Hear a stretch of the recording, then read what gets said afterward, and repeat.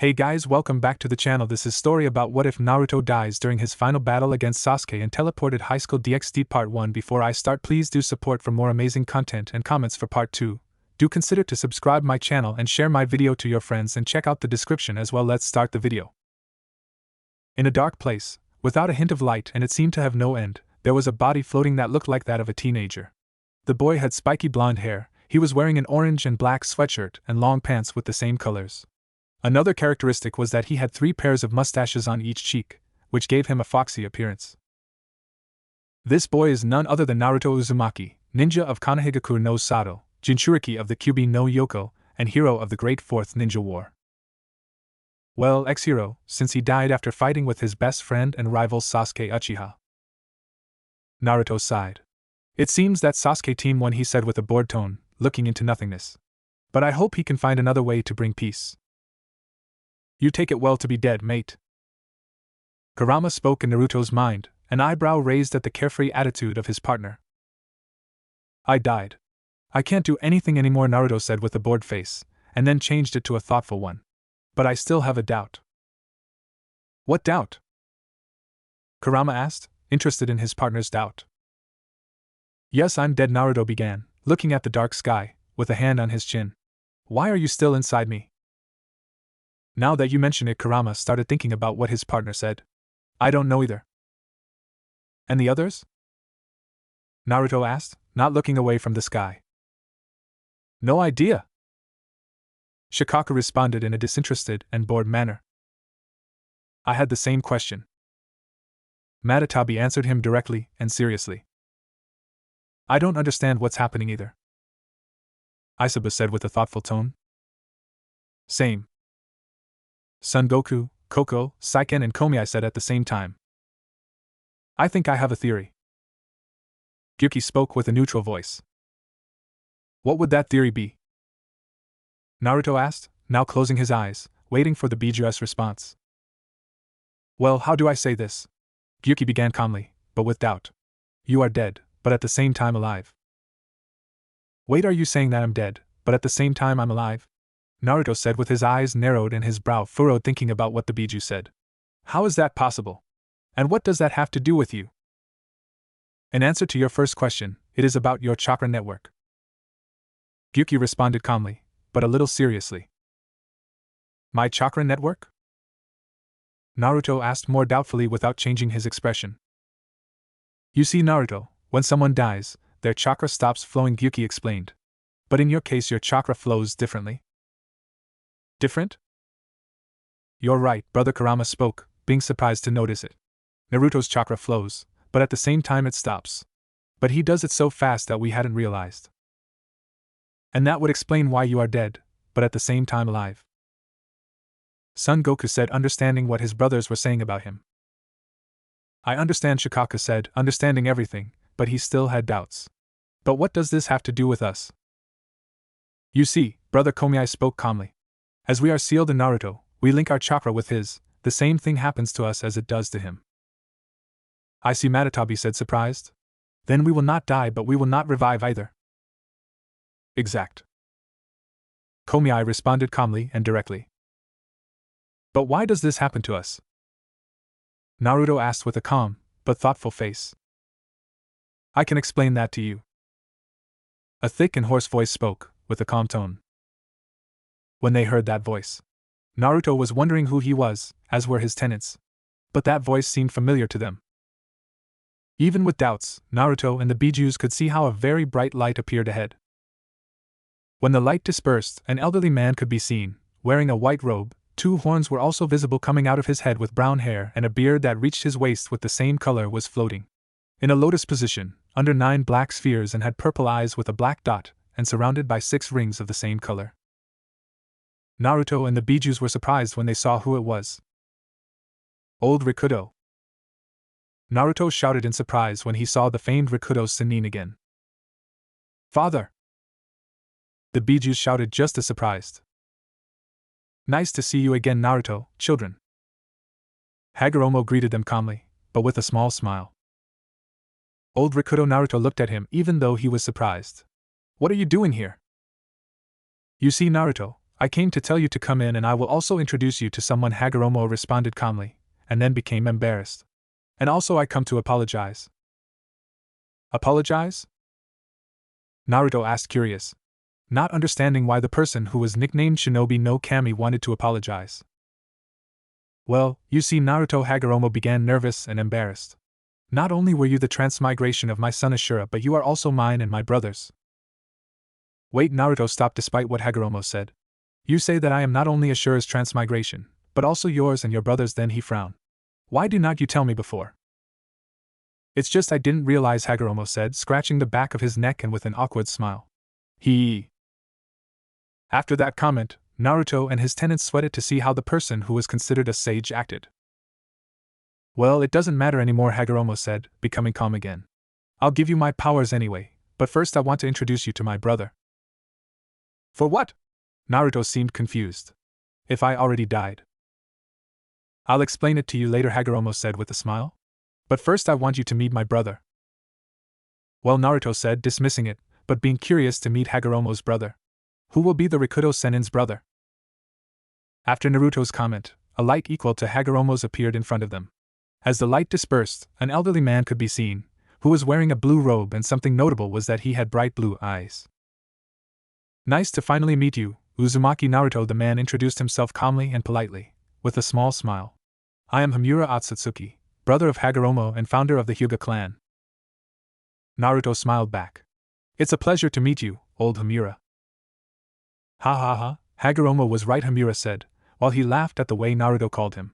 You're a funny boy. Then he bowed to Naruto. I also apologize for how irresponsible my brother was for not telling you that you were our transmigration.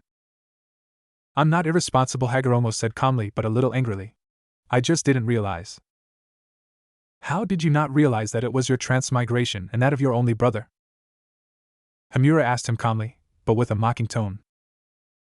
After his brother's comment, Hagoromo quickly turned around, avoiding everyone's gaze, and then was surrounded by a depressing aura while he muttered, I'm old, be patient with me every second. With that scene, he made those present sweat and made them wonder, is he really a wise man? After a minute, he composed himself to continue speaking. Well, as I said, we will give you our powers, Hagoromo said calmly, but with a bit of seriousness. But first there is a message from Sasuke that he left you before he died. Message? Naruto asked, surprised by the information. Wait, Sasuke died? Yes, Sasuke died after the last fight they had, Hagoromo responded. But then you died from being very injured and from chakra exhaustion. If I win, eh? Naruto smiled from ear to ear. And what is the message? After finishing speaking, a screen appeared in front of Naruto, where Sasuke's face appeared. Hello, Naruto, Sasuke spoke seriously. If you are seeing this, it is because you died, or what Hagoromo told me about has already happened to you. Wait, Naruto looked away from the screen, to look at Hagoromo. What will happen to me? I'll tell you when I finish the message. Hagoromo answered him calmly. Naruto just nods, to look at the screen again. Getting to the point, I just wanted to say thank you for never doubting me and being my best friend, Sasuke said seriously, but with a small smile. That is why I will give you something that will help you in your new adventure. Naruto, doubtful about what they were going to give him, he just stayed silent, waiting for Sasuke to speak again. I will give you my Eternal Manjiki Sharingan and my Rinnegan, Sasuke said with a smile. As also the chakra of Indra. Wow, those are good gifts, Naruto said, surprised. But about Indra's chakra, then he looked away from the screen to look at Hagoromo. I am the transmigration of Ashura. And with what you told me, the two hate each other. To be honest, Naruto, Indra wanted you to be his transmigration, Hagoromo explained. But since you were Ashura's and transmigration only worked with the Uchiha, he changed you for Sasuke. Really? Wow, Naruto was surprised by that information. So there is no problem? Hagoromo just nods, so Naruto can look at the screen again. Well, this is all. I wish you luck and use my power to bring peace to the world. Sasuke smiled at him in farewell. See you, friend. When the screen disappeared, a blue energy came out to enter Naruto. Then there was a burning sensation in his eyes, and then the Eternal Manjiki Sharingan appeared in one eye and the Rinnegan in the other, only to disappear in the blink of an eye. Now Naruto turned his attention to the Otsutsuki brothers. Can you tell me what will happen to me? I can explain that. Before either of the two Otsutsuki could speak, a gentle, feminine voice came forward. When the voice finished, a light appeared in front of those present, where it appeared. After Naruto died, he was in a loop between life and death, where after talking with his tenants, he met Hagoromo, who told him that it was his reincarnation and that of his brother Hamura, who also met and obtained a gift from his friend/rival Sasuke, who would be his eyes. Naruto asked what would happen to him, but before the Otsutsuki brothers could respond, a sweet feminine voice interrupted them. I can explain that. After the unknown voice's comment, a light appeared in front of those present who were temporarily mowed down. As the light dispersed, a beautiful woman could be seen with pale purple hair that reached to her waist. She had a voluptuous body and was wearing a white robe that covered her skin as white as snow, and another characteristic would be her pearly eyes. In the sight of any man alone he would gawk at the sight of her, and others think the word beautiful every second, but Naruto was only surprised and nervous by the person he saw in front of him, only to then quickly get into a battle stance. I'm impossible, Naruto said, surprised and at the same time upset, because in front of him was the person who, with the help of his team, was able to seal her. I noted that the bijus within him had the same reactions. You should be sealed. The person there was no more or less than Kaguya Otsutsuki, only the difference is that he did not have the horns or the Rinne Sharingan, which did not go unnoticed by Naruto and the bijus. Calm down, Naruto, Hagoromo said calmly, but seriously. She's not the Kaguya you faced. Naruto just nods, then relaxes. She's sorry for my outburst, Naruto said with a tight smile, as he scratched the back of his neck. Calm down, Naruto-kun, I know what you went through because of my counterpart, Kaguya told him sadly. So you don't have to apologize, rather I would have to apologize. Then she gave him a sweet and flirtatious smile. So don't hesitate to ask me anything. After the goddess's comment, Naruto only blushed at the way he spoke to her. And while the Otsutsuki brothers, well, they had their jaws on the ground because of their mother's attitude that they never saw and would believe they saw. Oh, okay, but you don't have to do anything, Naruto said with a smile. It's obvious that it wasn't her fault, Kaguya-chan. Kaguya would only put her hand on her mouth, then let out flirtatious giggles and would notice a small blush on her cheeks that was noticed by Naruto, who was wondering if she said something funny, and while the Otsutsuki brothers were more surprised, why there was only one reason for his mother's behavior. So Kaguya-chan, huh? Kaguya said, and then let out another giggle. He then turned his attention from him to Naruto. Well, getting to the point, what will happen to you will be that you will revive in another world, Naruto-kun. Revive in another world? Naruto asked, surprised and doubtful of what the goddess was saying. Exactly, Naruto-kun, Kaguya said, giving him a sweet smile. I know you were given the opportunity to revive in another world by order of the Supreme God, who is the God of gods, who is in charge of taking care of the different worlds and universes. I understand, Naruto said, understanding, but still with a doubt. But? Among many people, why me? Kaguya widening his smile at his question. That is because the Supreme God, along with some lesser gods like me, were amazed by the purity of your heart. Naruto was only amazed, because he didn't believe that he would be so pure that even the gods and the Supreme God would be amazed. While the Otsutsuki brothers were not far behind either, since they knew that Naruto would only revive in another world, not why, and now they were sure that they had a great successor. But before inviting you to the other world, I and some acquaintances want to give you some gifts, Kaguya told him with a smile and a happy tone. Before Naruto asked who they were, he was interrupted by 5 pillars of light. As the light dispersed, 4 beautiful women and a man could be seen. Hagoromo and Hamura, upon seeing who they were surprised and quickly knelt before the people. Well, it seems that the Supreme God was not wrong, the man spoke with an omnipotent voice, looking at Naruto with a big smile. The boy has the purest heart I have ever seen. You're not wrong, brother, one of the female sisters said with an angelic voice, one who had long brown hair. She looked at Naruto with a smile and a small blush. Plus it's very cute. You're right, sister, another woman spoke in agreement. She had long, white hair that seemed to shine like the moon at night. She looked at Naruto with tenderness and a small blush. He's cute, but with those mustaches it makes him look so kawaii. Fufufu is right, spoke a beautiful woman with long hair as black as the night. She looked at Naruto with a mischievous glint in her eyes and an almost sadistic smile. He's so cute that I would hug him and then do a lot of things, fufufu. The last woman, who had hair golden like the purest light, pointed at her with a suspicious look. You better not do something indecent to Naruto-kun. Before Naruto asked who they were, Kaguya spoke.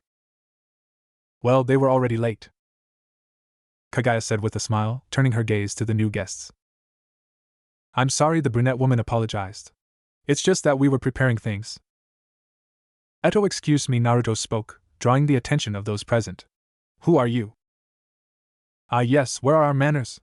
The man spoke, and then raised his hand in greeting towards Naruto. I am Susanoo, the god of storms. Nice to meet you, boy.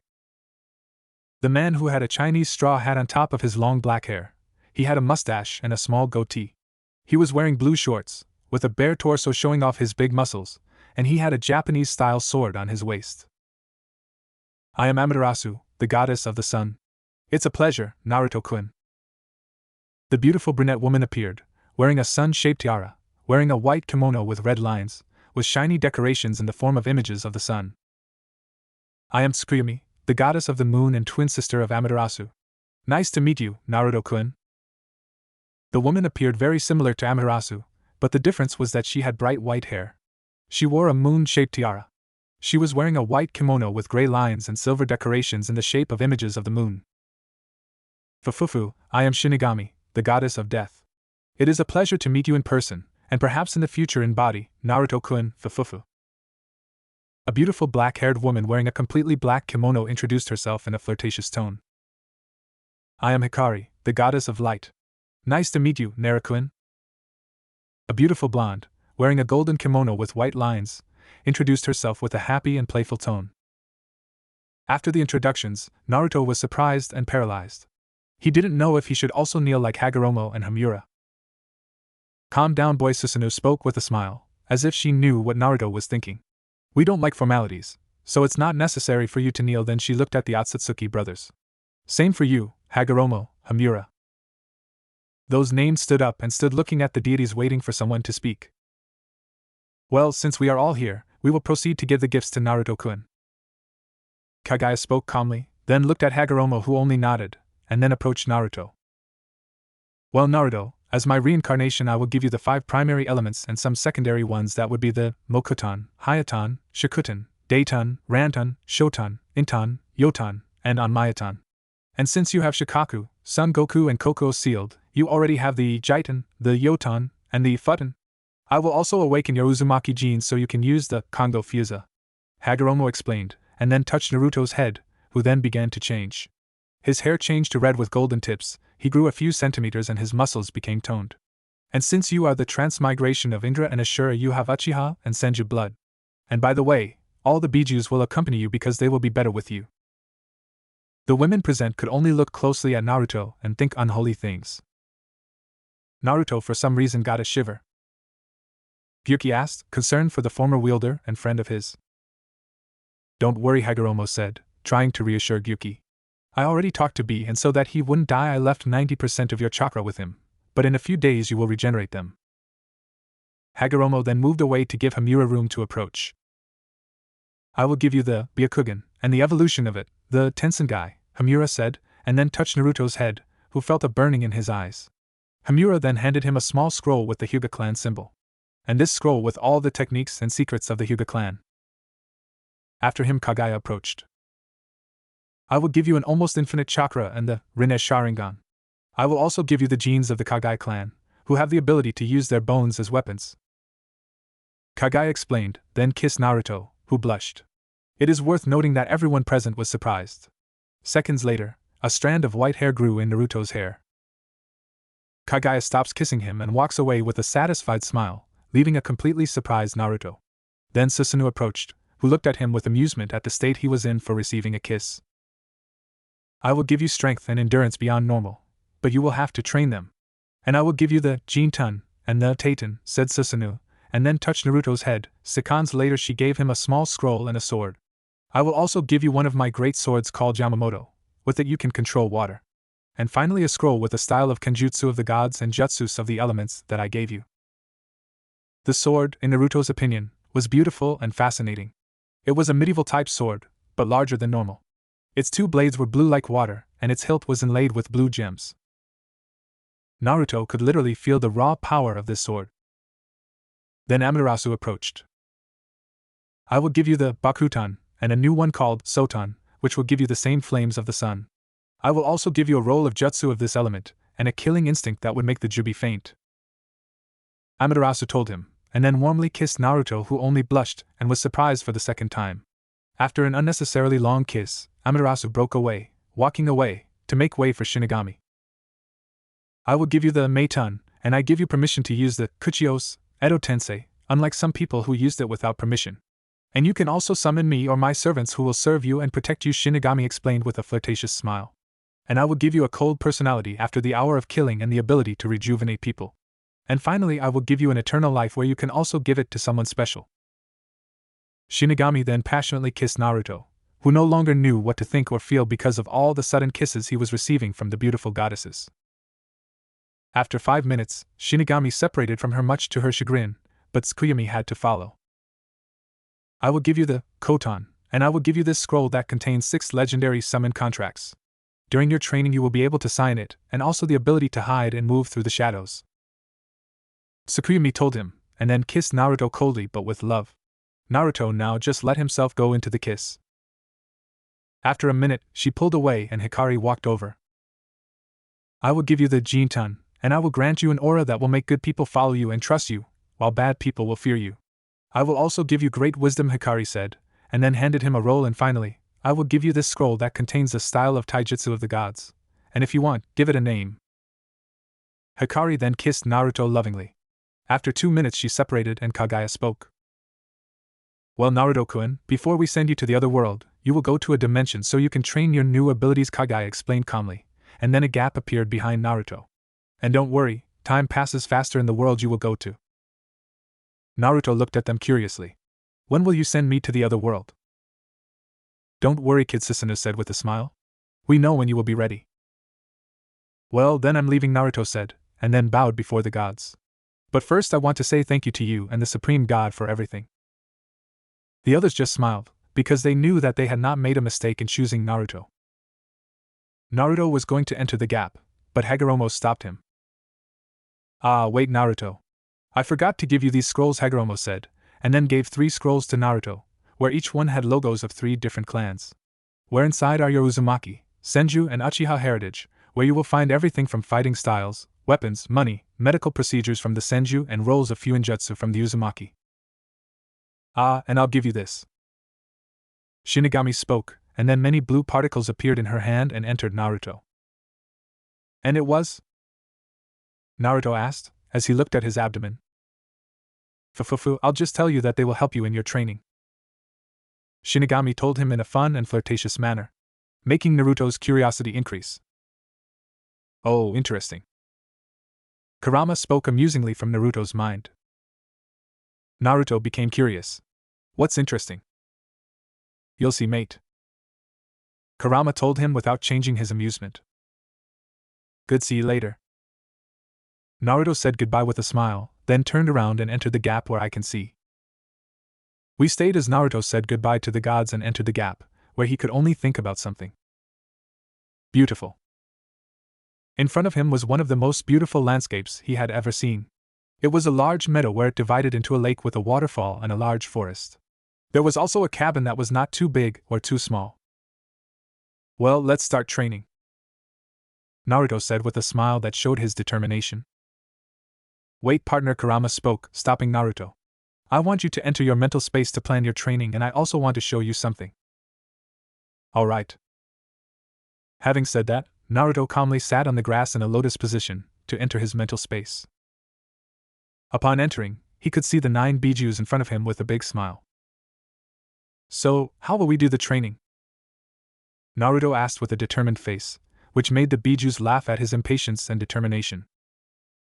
That's for later, mate, Kurama said with a foxy smile. First we want to show you something or someone.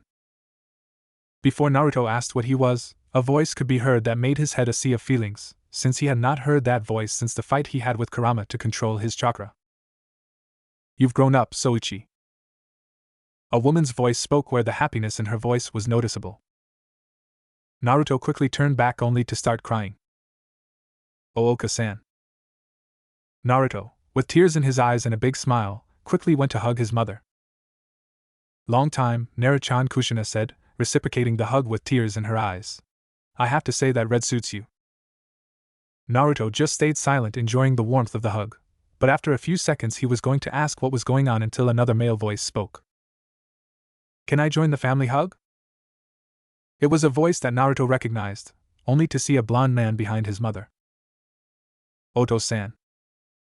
You have changed, son, but it looks good on you. Minato said with happiness to see the family, and then hugged his son and wife. The Bijus only witnessed the family moment with a smile. They felt happy that their friend/companion could feel what he could never feel as a child. Oto-san, aka San Naruto wiped away his tears and separated from the hug to look at his parents in confusion. What are you doing here? Minato smiled. We all came to help you in your training. Help me? Naruto asked, and then noticed what his father said. Wait, everyone? That's right, Gaki. A male voice spoke with a funny tone. Naruto quickly saw where his voice was coming from, only to see the person he considered a father figure, only younger. Ero-sensei. Naruto said, surprised to see his former sensei perverted on him. After Naruto's comment, that made the aforementioned vein pop out. Damn, Gaki, Jiraiya said angrily, with a vein throbbing. That scene made everyone present laugh. Have more respect for your elders. I'm sorry, Naruto apologized with a smile. But I missed it, sensei. Me too, Gaki. Jiraiya said with a smile and hugged his student. Wherever he was, he reciprocated. So Naruto broke away from the hug and looked at the three. Will you train me? Minato shook his head. No, there are more of us. Before Naruto asked who else will train him, three voices interrupted him. So we have to train this boy, spoke a serious and strict voice. That will be interesting. So it seems, brother, spoke a voice with a tone of amusement. And I have a feeling that he will surpass us by a lot. I hope I'm not rusty, a voice spoke calmly. It's been a long time since he trained someone. Seeing who the voices belonged to, Naruto was surprised to see the people who were considered the best shinobi in his time. Shodai Hokage, Naidame Hokage and Jiji? Naruto was surprised to learn that he was going to be trained by legends, that he seemed to have rejuvenated until he was almost the age of his parents. Will you train me too? That's right, Naruto Hashirama said happily, and then puffed out his chest with superiority. I am in charge of training you with the Mokuton. As my brother said, he will help you with the Mokuton, Tobirama spoke with a stoic voice and a serious face. And I will help you with the Suiton, and with it, Kuchios, Edo Tensei, since I created it.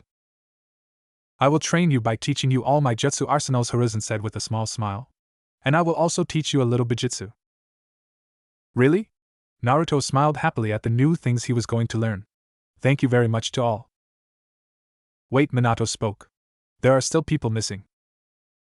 Naruto raised an eyebrow curiously. Who is missing? Us, Gaki? Said a male voice, which Naruto recognized since he heard that voice in his days as a genin of Konoha. That's right, Naruto-kun. Then a female voice was heard, which Naruto also recognized from his days as a genin. Naruto just looked at where the voices were heard, just to know that his suspicions were true. Zabuza, Haku. Naruto was surprised to learn that he would also be trained by two former enemies. You too? Zabuza smiled beneath his mask. Not just us. Behind the newcomers, 9 silhouettes appeared, where Naruto recognized 2 from having fought with them before. Before Naruto asked who the others were, someone from the group spoke. Nice to meet you, Uzumaki Naruto. I am Jinin Akabino. Jinin introduced himself with a serious face. I was previously a member of the 7 Swordsmen of the Mist and was the bearer of the Kabutowari. A pleasure, young Uzumaki. I am Jinpachi Munashi. Jinpachi introduced himself calmly and with a small smile. As Jinin, I was also part of the 7 Swordsmen of the Mist and former wielder of the Shibuki. Nice to meet you, Uzumaki Naruto. I am Kushimara Kuriere. Kushimara introduced himself with a stoic voice. Also a former member of the 7 Swordsmen of the Mist and the former wielder of the Nuber. Congratulations, Gaki. I'm Fugoki Hashigaki. Fugoki introduced himself with a smile showing his sharp teeth. Former member of the 7 Swordsmen of the Mist and former wielder of the Samahata. Hello, boy. I'm Juzo Biwa. Juzo introduced himself with fun and with a smile showing his sharp teeth. Former member of the 7 Swordsmen of the Mist and former wielder of the Kubikiribocho. Wow, Raiga spoke with a smile.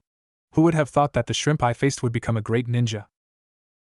Jijijiji, a pleasure, Gaki. I'm Ainuri Ringo. Ainuri introduced himself in a fun way and with a smile. Former member and first woman of the 7 Swordsmen of the Mist and former bearer of the Kibis. A pleasure, Naruto-san. I am Mangetsu Hozuki. Mangetsu introduced himself seriously. Former member of the 7 Swordsmen of the Mist and former wielder of the Hiramikari. Wow, Kisame spoke with a shark-like smile. How long, Gaki?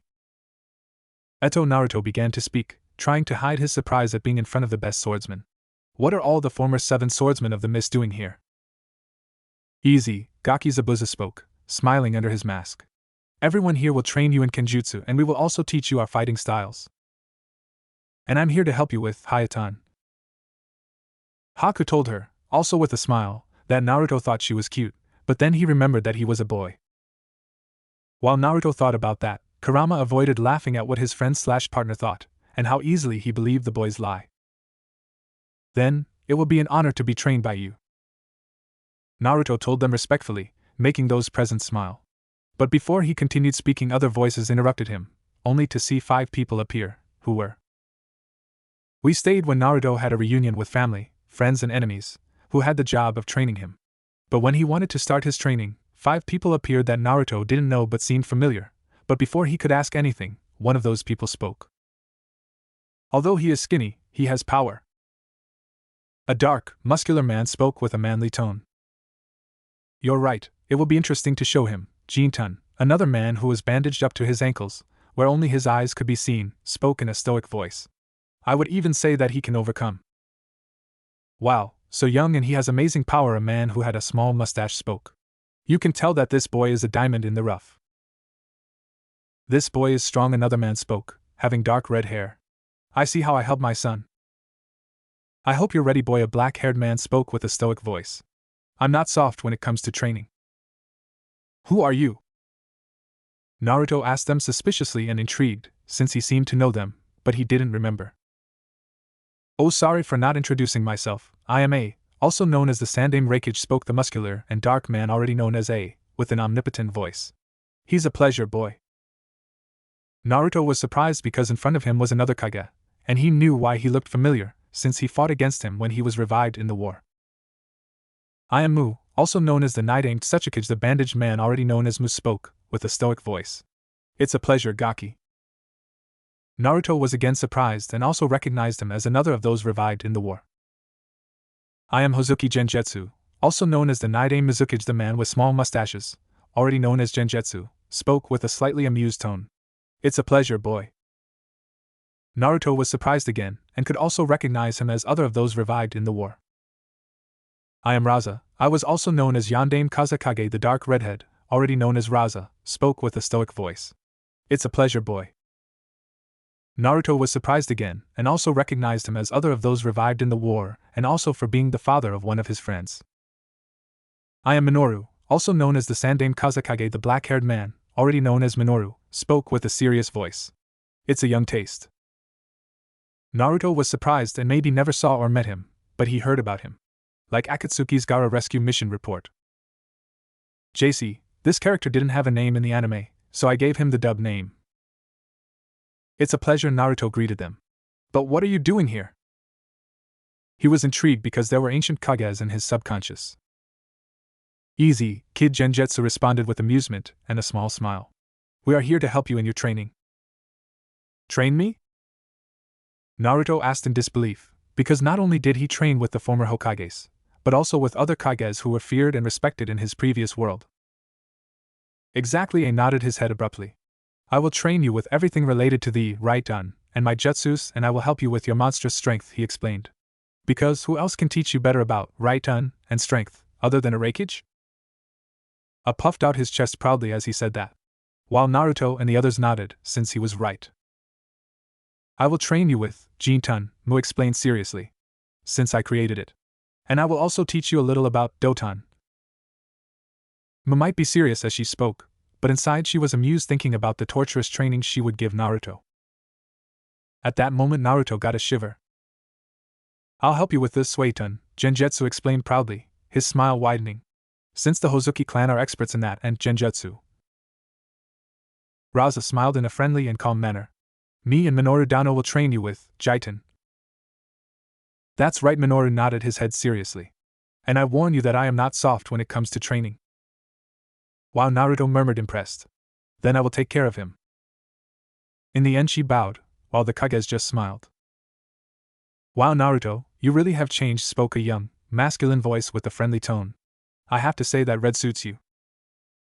Naruto, upon hearing that, looked to where the voice came from, only to see a former enemy, who later regretted his actions and turned for good, but not surviving in the process. Nagato, Naruto said in disbelief at seeing someone he knew little, but he considered him a friend. You too?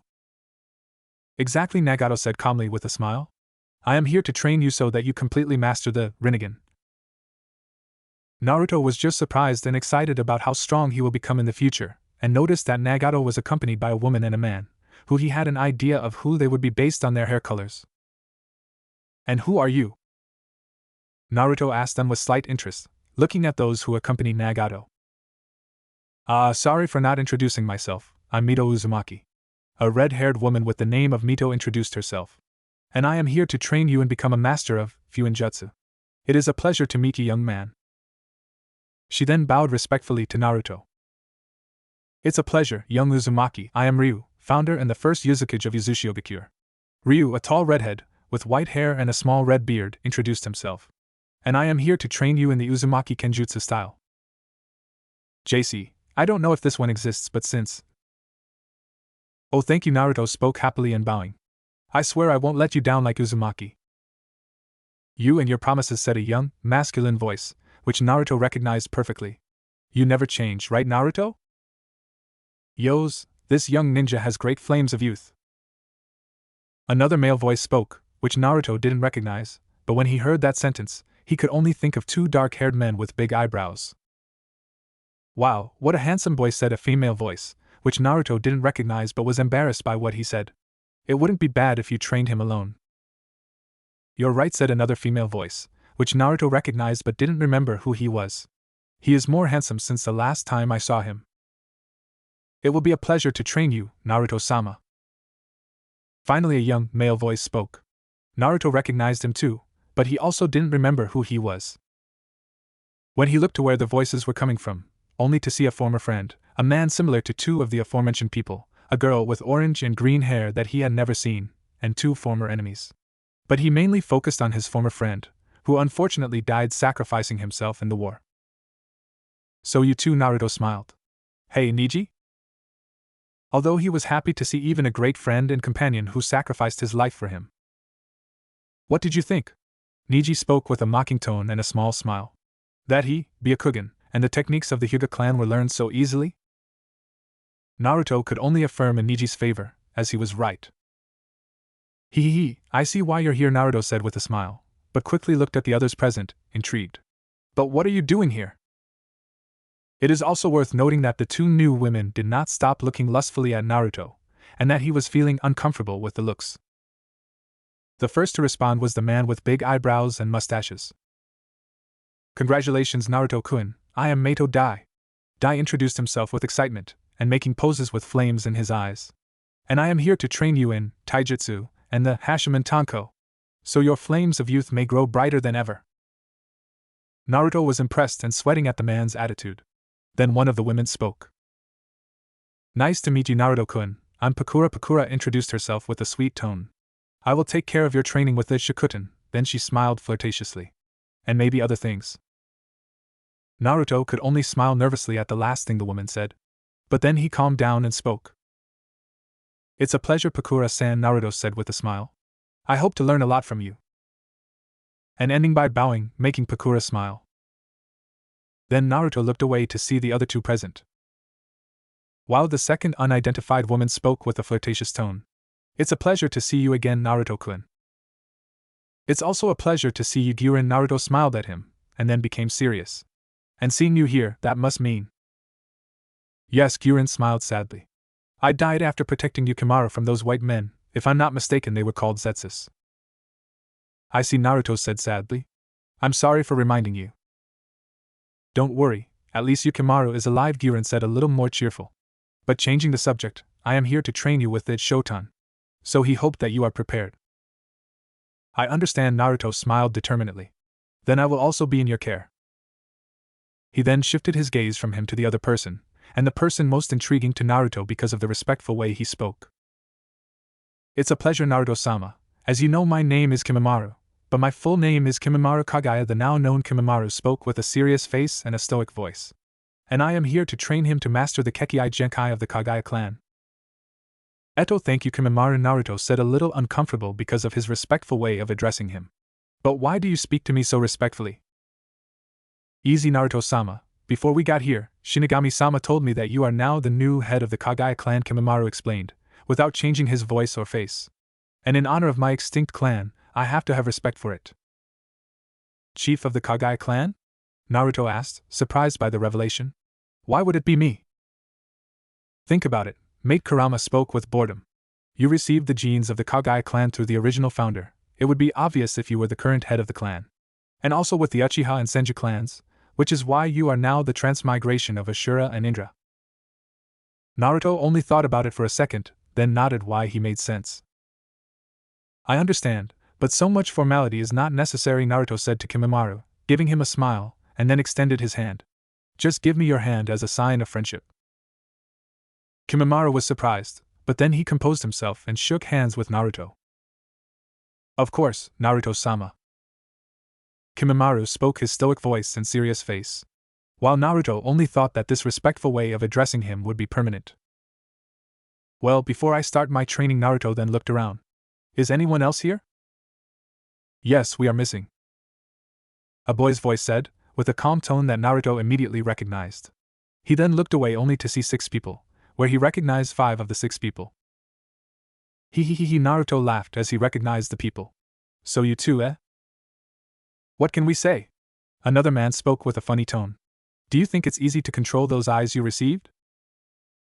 Naruto didn't recognize him at first, but when I look closely I can see an old enemy, who although there caused problems in his previous world, that was only because he suffered a lot during his life living in solitude. He repented and died, saving Naruto from an attack by the evil Kaguya. So you will train me to control the Sharingan? Naruto smiled, looking at the 2 people in particular, who also smiled. Itachi Obito. That's right, Obito spoke with a funny tone. We will train you to control the powers of the Sharingan, and I hope you are prepared because we will not be soft. While Naruto had a nervous smile at the Uchiha's behavior, that if during the war he was serious and emotionless, he now saw him with the amused attitude that he once heard about from his sensei. I say the same thing, Itachi spoke calmly. But first, I want to introduce you to an old friend who will also help you with the Sharingan. Then he pointed to another of the newcomers, who he was the only one he didn't recognize. It's a pleasure, Naruto. I am Shursui. Uchiha Shursui introduced himself with a friendly smile. And as Itachi said, I will also help you with the Sharingan. Then, in an instant, his smile became childish. So from now on you will call me Shursui Sensei or Shursui Nizan, although I like the latter better. Naruto only sweated, and he was not the only one, since everyone present, even the Bijus, had the same reaction, because of the last thing he said, and meanwhile Itachi only shook his head at the childish attitude of his friend. Sorry for Shursui's attitude, it's just that since we were ninjas, he always said that I always bragged about Sasuke's achievements, Itachi explained calmly. And since those days he tried to find a little brother, just to rub it in my face. What he said made Shursui angry, starting an argument, although the only one arguing was him, since Itachi completely ignored him. Naruto just seeing that made him sweat more. Then he put that aside and looked away to see another of the newcomers, who were 2 men, one blonde and the other redhead that he knew very well. And what are you doing here, Deidara Sasori? Naruto asked, looking directly at the 2 named. Easy, I'm here to train you with Bakudan, Deidara responded with a smile and amusement. And so you can create the same art as me. I will mainly train you to control your monstrous amounts of chakra, Sasori explained calmly, and without expressions. Since the puppeteers specialize in that, to control the puppets, and maybe it will teach you a thing or 2 about puppets. I see, Naruto said calmly. You are the last ones, right? Yes, we are the last. Itachi responded without changing his expression and continuing to ignore Shursui. Well, Naruto said too calmly. But I have a question. Which? What the hell is he doing here? Naruto shouted from the rooftops, very nervous, the only one hysterical, while the others remained calm, although the Bijus seemed a little nervous and furious. And it was not a surprise, since the person he was referring to was the person who caused a lot of problems, even when he was dead. The one who caused many deaths in the war. Although he was manipulated, he was very dangerous, since he was neither more nor less than Madara Uchiha. Silence was what was presented in Naruto's subconscious. Naruto, after having asked that not at all calm question, was looking seriously and nervously at one of the guests of his subconscious, which was one of the strongest enemies he had ever faced, who was the legendary Madara Uchiha. While the newly appointed one, he only looked at Naruto with a stoic look. Naruto was prepared to attack, but at the same time confused, because the rest of his guests were calm, including the Bijus, only they seemed a little nervous and angry.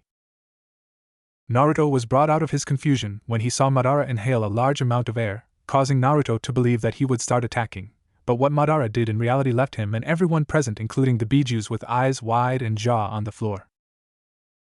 "I'm sorry for everything I caused in the war," Madara shouted on the floor, prostrating himself before Naruto's feet, where he was still in shock at what one of the most powerful and proud people said of his world. "Please forgive me." A few seconds passed until Naruto could react. "WH what?" "I regret everything I did during the war," Madara said with a tone that showed regret and nervousness. "So please forgive me." Naruto couldn't formulate any words. He could tell Madara's regret, but he couldn't trust him just as much. But he was brought out of his thoughts when someone spoke. "Don't worry, Naruto, you can trust him," Hashirama said. Believe it or not, Madara was one of the ninjas who always protected people from him, and the weak. Then he frowned with anger. But because of the council, because of his lust for power, he made Madara and the Uchiha clan look bad by deceiving them, which provoked Madara's thirst for revenge. As he named the council, Hashirama could see the anger in his voice, as he was also disappointed by the village that he and his clan helped the Uchiha clan found. Hearing that, Naruto was surprised that the person he thought was a monster with no feelings was actually a person who deserved to be called ninja. Now Naruto only felt respect since he knew what it was like to be treated like a monster in his own home.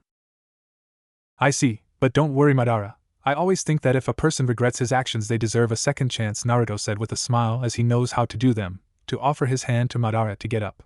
"In short, he forgave you." Madara was surprised by the words he said. But then he changed it with a small smile and grabbed Naruto's hand, so he could stand up to present himself better by shaking hands. After separating, Naruto spoke. So Naruto looked at everyone with a smile. "When do we start?" The others just smiled at his determination. "Well, since we do not have a defined time for when you will be taken to the new world, and here time passes faster, we will take advantage of this situation for your training," Kurama told him, giving him his typical ghoulish smile. Naruto just nods, but he got a chill from seeing his friend's smile. "Well, listen son, technically we are not alive, but we can go out and have a physical body with all our abilities to help you with your training," Minato explained to his son, and then put on a serious expression. "But our souls are still sealed in you, do you understand?" Naruto nods his head, affirming that he understood. Well, Hashirama spoke. "I understand everything, let's start with your training, Naruto." Naruto got a chill when he saw all of his new senseis look at him with a malicious gleam in their eyes. After that chilling moment for Naruto, he emerged from his subconscious with his new senseis, to begin the training of the person who in the future would be called the Shinobi God. JC, here I will put the years of training, like every training explanation.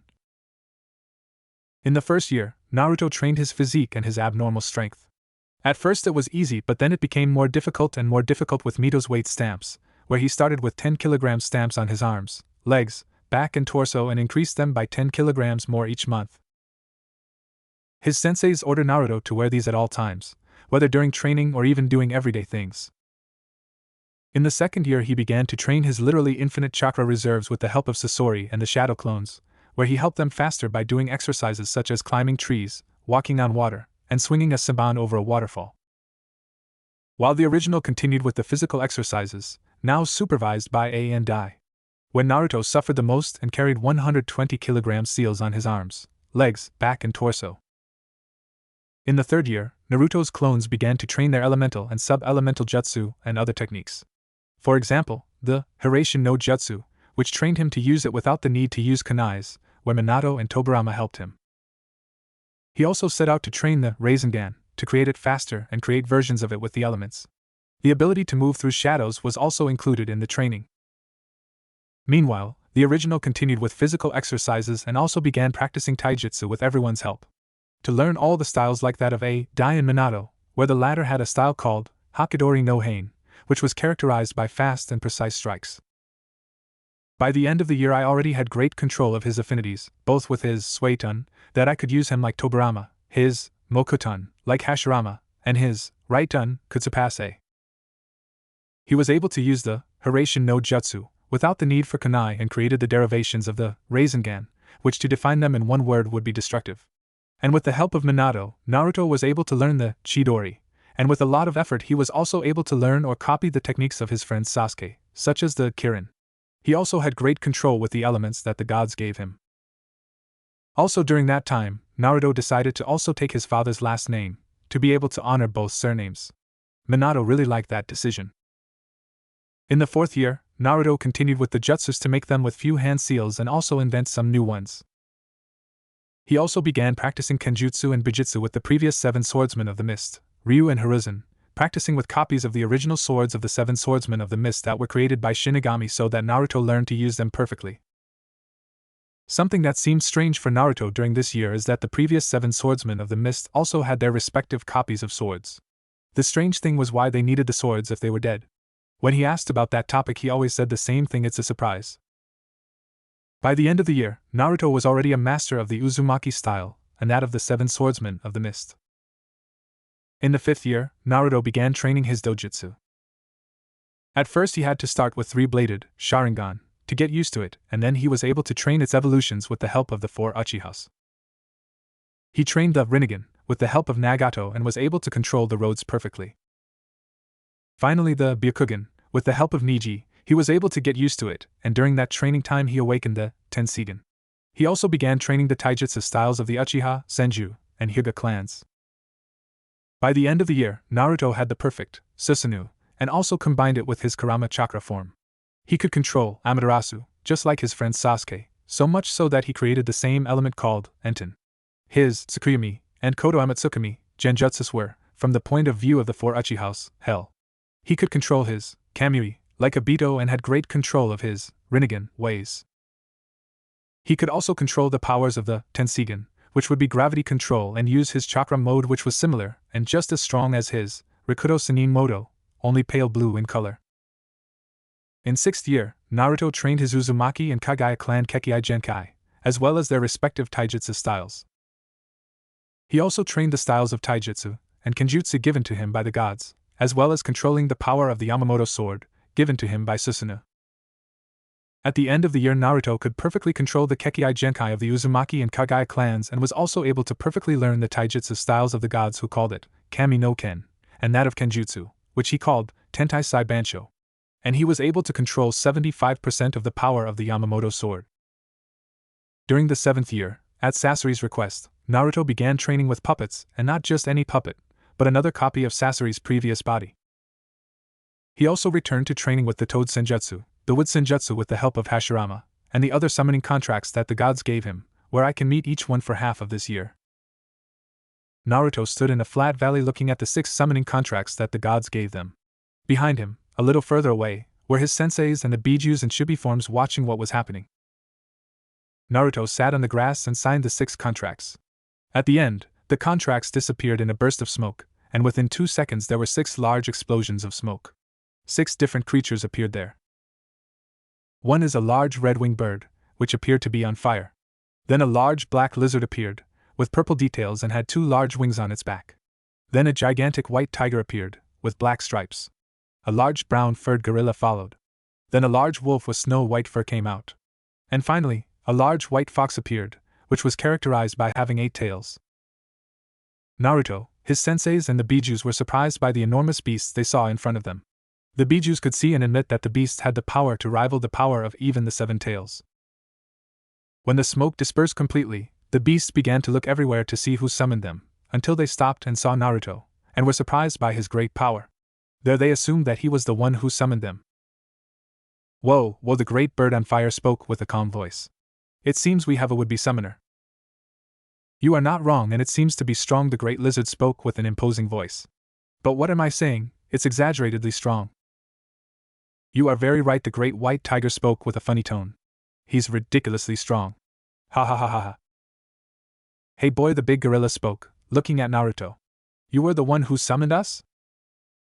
The other summons also paid attention to his response. Ah yes, I was the one who summoned them, Naruto spoke, still surprised, but he composed himself so he could introduce himself. Naruto Uzumaki Namikaze called me, it's a pleasure. I see. So young but with enormous power, said the great white wolf with a tone of intrigue. Interesting. This boy exudes a very familiar power, the huge fox thought doubtfully. But from who? I understand then, Naruto, right? To get our consent to use our contract, we first have to give you a test, and it doesn't matter if you have already signed our contract. The gigantic bird looked seriously at Naruto. If you fail the test, we will delete your name from our contract, and you will not have another chance. Naruto just nodded and spoke. Okay, Naruto said with determination. I will take the test. The summons were a little surprised by the boy's determination. Then they approached Naruto, staring into his eyes, and then seeing his memories. They were surprised by the whole story he lived, from the sad and painful beginning and a happy ending, and also by the purity of his heart. JC, here Naruto suffered much more than in the canon. Interesting, you suffered a lot but you never wanted to take revenge. In fact, you wanted to be recognized. That is honorable. The gigantic bird nodded with approval. I don't know what the other's decision is, but I accept that you are the one who has our contract. Then she bowed to Naruto. In short, I, Ronin, the Holy Phoenix, give you permission to use the Phoenix contract. It will be a pleasure to serve you, Naruto-sama. Naruto was surprised but composed himself when a red bracelet appeared on his right arm. And you're not the only one, Ronin Dano spoke, the lizard, who also bowed to Naruto. Because I, Onyx, the Black Emperor Dragon, give you permission to use the dragon contract. It will be a pleasure to serve you, Naruto-sama. Naruto was surprised again, but he composed himself when another bracelet appeared on his right arm, only this one was black. JC, who can see the spoilers in the Onyx presentation? Not only are you strong, but also pure of heart. I have already made my decision. The tiger then bowed before Naruto. I, Yako, the mountain tiger, give you permission to use the contract of the white tigers. It will be an honor to fight alongside you, Naruto-sama. Naruto for some reason saw his right arm where a white bracelet appeared. Ha! You're not the only one, Yako Dano the gorilla said with a smile, then bowing to Naruto. Because I, Rira, the mountain breaker, give you permission to use the gorilla's contract. We will not disappoint you, Naruto-sama. At that moment a brown bracelet appeared on Naruto's right arm. Hehehe. It seems that we all saw something unique in this boy. There is no doubt, said the white wolf, and then bowed. I, Shiroi the blizzard wolf, give you permission to use the contract of the snow wolves. We will be at your service, Naruto-sama. At that moment another bracelet appeared on Naruto's right arm, only this one was blue. I see, that's why I felt that familiar energy. Since you are the bearer of our father, the great fox spoke, and then bowed. And if so, I, Hitomi, the fox of hell, give you permission to use the fox contract. We will be at his service, Naruto-sama. Another bracelet appeared on Naruto's arm, but it was orange, while he wondered what Hitomi was referring to, until someone approached from behind him. Wow. Long time, Hitomi Kurama spoke with the typical smile of him looking at Hitomi. She noticed Kurama's presence and bowed to him. I hope everything goes well on Fox Hill. It's a pleasure to see you again, Kurama-sama, Hitomi said calmly, still bowing before Kurama, while he only nodded his head. And yes, everything is going well on the Mount of Foxes. Naruto still had doubts, but he would ask Kurama later. Well, now that we're done, we'll leave, Ronin spoke. But first, if you want, summon a phoenix with a little chakra on the red bracelet, and then you do the jutsu, and also the same with the other contracts, only that the one for the dragons you will do it with the black bracelet, the one for the tigers white with the white bracelet, the gorillas one with the brown one, the white wolves one with the blue one, and the foxes one with the orange one. And don't worry about the toad contract, you just have to do the normal jutsu without touching any bracelet. Ready, now we say goodbye. Before disappearing, they made a final bow, and then disappeared in an explosion of smoke. During the training of the senjutsu of the contracts, Naruto could see the difference of each one. Like that of the phoenixes, that when he used it, wings of fire grew, and his whole body was surrounded by fire. His abilities were great regeneration and great control with fire, and obviously flying with his wings. The one of the dragons grew dragon wings, fangs and claws. And his abilities were great use of fire and lightning, and a lot of strength and speed. The one from the white tigers made him have feline characteristics, how to make his mustache more noticeable, his nails grew longer, and his white tiger ears and tail grew. His abilities would be great handling with water and wind, and increased agility and speed. The gorillas made his muscles become more toned. And his abilities would be great ground handling, along with enormous strength and agility. The one from the snow wolves grew white wolf ears and a tail. And his abilities would be great handling of water and ice, with great speed and agility. And finally, the one about the foxes, where fox ears and 9 tails grew. And his abilities would be great strength, agility, and speed. In the 8th year, Naruto trained the Rikudo Sannin Moto and the Biju chakras separately, to have complete control of each chakra. By mastering the Rikudo Sannin Moto and the chakra of the Bijus, he was able to see a great change that surprised Naruto, his senseis, and the Bijus. The change was made up of 2 different forms. The first form, which would be the incomplete form, would be that Naruto was enveloped in a reddish chakra, giving him a humanoid form with 10 chakra tails. When using this form, he had the same power as the Jubi. And the first time he transformed, he was able to awaken the Rinne Sharingan, to everyone's surprises. And the last form, which would be the final form, which gave him a power equal to or greater than that of bad Kaguya, and also gave him a great change, such as his hair growing to his waist, horns growing on his head, and where he was wearing the same kimono as Hagoromo's. And he was surrounded by 14 good Adama.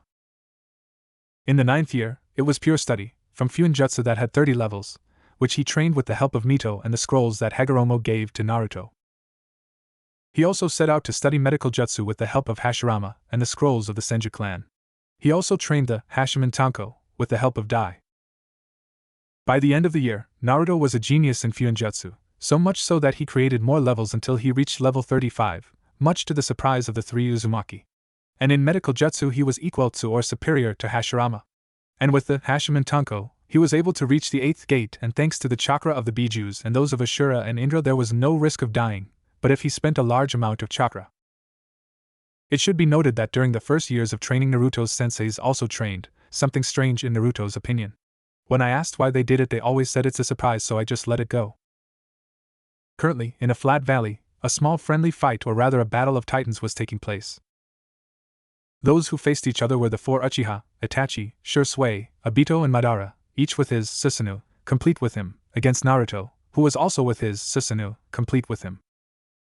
One could say that Naruto was winning since he was hurting, or rather massacring, the poor Uchiha. And although Naruto did not have much experience with the technique like the 4 Uchihas, he won by differences, since his could be said to be a divine Susanoo, that is, it was 1,000 times stronger than the normal ones. So much so that not even the arrows, spears, or even the fists of the 4 Uchiha did not make a scratch on him. Far from them were the other Naruto senseis along with the Bijus in their chibi forms, watching the fight in amazement. Naruto was about to hit Madara, until she stopped because she sensed a chakra that was very familiar to him. This confused the 4 Uchiha, the 6, and the Bijus, until they felt that chakra making the Bijus smile. The 4 Uchiha and Naruto quickly deactivated their Susanoo, while the others approached, looking at a fixed point where a light could be seen that temporarily cut off those present. Where the light was, you could see an old man floating in the lotus position that many knew. "Wow, you have become strong," Naruto. Hagoromo spoke with a smile that made it obvious that he was happy. Naruto just nods with a smile. "I would say that you have surpassed me by a lot, that makes me happy." "Of course, I said it would make me strong," Naruto told him, and then looked at him curiously. "But changing the subject, if you are here, does it mean that I will be taken to the new world?" "You could say so," Hagoromo said, changing his gaze to look seriously at Naruto. "But rather it is a mission that the gods and the Supreme God are asking you to do in the other world." Naruto became serious. "And what would that mission be?" "Before telling you your mission, I will tell you a small summary of the world you will go to, so don't interrupt me because I won't repeat it." Then Hagoromo began to explain to Naruto about the world he was going to. Since the creation of that world, the supernatural existed and humans did not use chakra. The only exception was a small group, or rather faction, which would be the yokai faction. During the beginning, there were 3 factions that would be the biblical factions. One of them is the angel faction, a group made up of angels who live in the heavens, use sacred magic, and are governed by their leader and creator, the god. Biblical. With the help of their first children, the seraphim, who are characterized by having 6 pairs of wings, they would be the strongest angels in heaven. Another would be the demon faction, which was made up of 74 pillars or races that lived in hell. They were divided into classes, low, middle, high, and supreme. The latter would be the heads of each pillar. They are ruled by the 4 Mao, Lucifer, Beelzebub, Leviathan, and Asmodeus. For them, the sacred magic is a powerful poison, and they use elemental magic, and are characterized by having bat wings. And finally there is the faction of the fallen angels, who were angels who fell from grace and expelled from heaven for having committed a sin. They live in a base in hell called Grigori, who are governed by their leader Azazel. Although he was the weakest of the leaders of the other factions, he was a genius in all kinds of things and was helped by the cadres, who were angels, fallen with 6 pairs of wings. They are like angels, they can use sacred magic, they had superior technology and are characterized by having angel wings, only they were black. For millions of years, the 3 factions hated each other, so much so that they started a great war, which ended the lives of the 4 original Mao, as well as the biblical god and heavy casualties for the fallen angels. Because of those losses, the 3 factions made a treaty to end the war. As time passed, many things changed, such as the angel Michael becoming the new leader of the angel faction. But in hell he was or is carrying something that would change a lot in the demon faction. Since after the death of 4 great original Mao in the Great War, their descendants attempted to continue their legacy by gathering their most loyal supporters and finishing what they started, the Great War, to realize the ambition of world domination that the original Mao desired. His intention, however, was rejected by a certain group of demons, the anti-Mao faction, who wanted to ensure the survival of the demons as a species, thus disapproving of the continuation of the Great War. This conflict eventually caused a civil war to break out among the demons. And that's what your mission is about, Hagoromo said, after the story. You will go to hell to help the anti-Mao faction win the war, since that faction has a better chance of creating peace with the other Bible factions. Then he looked at Naruto. Did you understand everything, Naruto? Naruto is surprised, along with the others, because they never believed a world like this existed. Yes, I understand, Naruto said, after getting out of his astonishment. Is that all I need to know? Well, there are also sacred weapons called sacred gear, Hagoromo said with disinterest. But that does not matter now. Naruto just nods and then looked away from Hagoromo, to see the people who helped him in training. Well, Naruto said sadly, I think this is goodbye. He enjoyed spending time with his family and friends, but he still didn't want them to leave. What are you talking about, Gaki? Zabuza spoke with a smile that was visible under his bandages. We are not going anywhere. That's right, son, Minato said. We will be sealed inside you, since Shinigami-sama told us to stay with you for a while in that world until we leave. We can also give you advice when you are there, Hashirama said with a smile, while the others nodded. Although you have already been in a war, we have already experienced that. In short, we will be of help to you. Naruto was glad since he could have more time with them. Naruto then went back to see Hagoromo. I'm ready, old Rikudo. Naruto declared with determination, and then noticed how his senseis, along with the bijus, returned inside him. Good, Hagoromo nodded with a smile, and then lowered himself to Naruto's height and created a portal. Listen, Naruto, this portal will take you near the base of the anti-Mao faction. When it arrives, you have to look for a red-haired man named Sirzechs Gremory. He would be one of the heads of the anti-Mao faction. You tell him that you will help them and don't worry, he'll believe you. He gave her one last smile as a farewell. Good luck. Naruto just made his famous smile and then went through the portal, which then closed, leaving Hagoromo alone. Today your story begins, Naruto, Hagoromo said into the air with a smile, looking at where the portal was. A story of how an entire world changes for the better, through the action of a person or people. He then disappeared into the same light with which he appeared. And Hagoromo was not wrong, since what was going to happen in hell would make everyone know the name of the hero of hell, who was called the son of the underworld.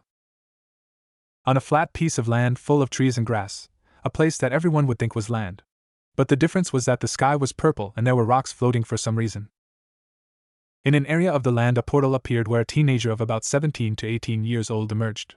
He was wearing black ANBU pants with orange stripes on the sides, a tight black t-shirt that made him notice his good physique, and over it he was wearing a sweatshirt, where on the chest, in the heart area, was the logo of the Uzumaki clan, like also in the center of the back. A mark that was most noticeable were the 3 whiskers like those of a cat or fox on each cheek, and a large head of unruly red hair with golden tips and a small white tuft. When the portal through which the young man came closed, the teenager known as Naruto Uzumaki Namikaze looked around curiously. This is hell? Naruto spoke a little incredulously as he looked around him. I have to say I'm a little disappointed. Don't judge a book by its title, mate. Kurama told him from his mind with an amused tone. Naruto just nods since he was right. Well, if I remember, I was teleported near the base of the anti-Mao faction, Naruto said seriously, still looking around. I just don't know which direction. Then we will take advantage of the situation to test your sensory ability. Mito also spoke calmly in Naruto's mind. He's right, but you better concentrate, since as Hagoromo-sama said, demons use non-chakra magic like us, Ryu said calmly. So try to find the strongest energy signature. Naruto just nods, then closes his eyes to try to feel an energy signature. And thanks to his training and great wisdom from the gods, Naruto's sensory power could reach up to 100 kilometers. Naruto stayed like that for 2 seconds until he felt an energy signature. I detect a signature to the south about 10 kilometers away, Naruto said calmly, looking south. A demonic and dark energy. Then don't waste your time, Gaki Shikaka said with emotion. Walk. Naruto just nods, then disappears in a blur of speed.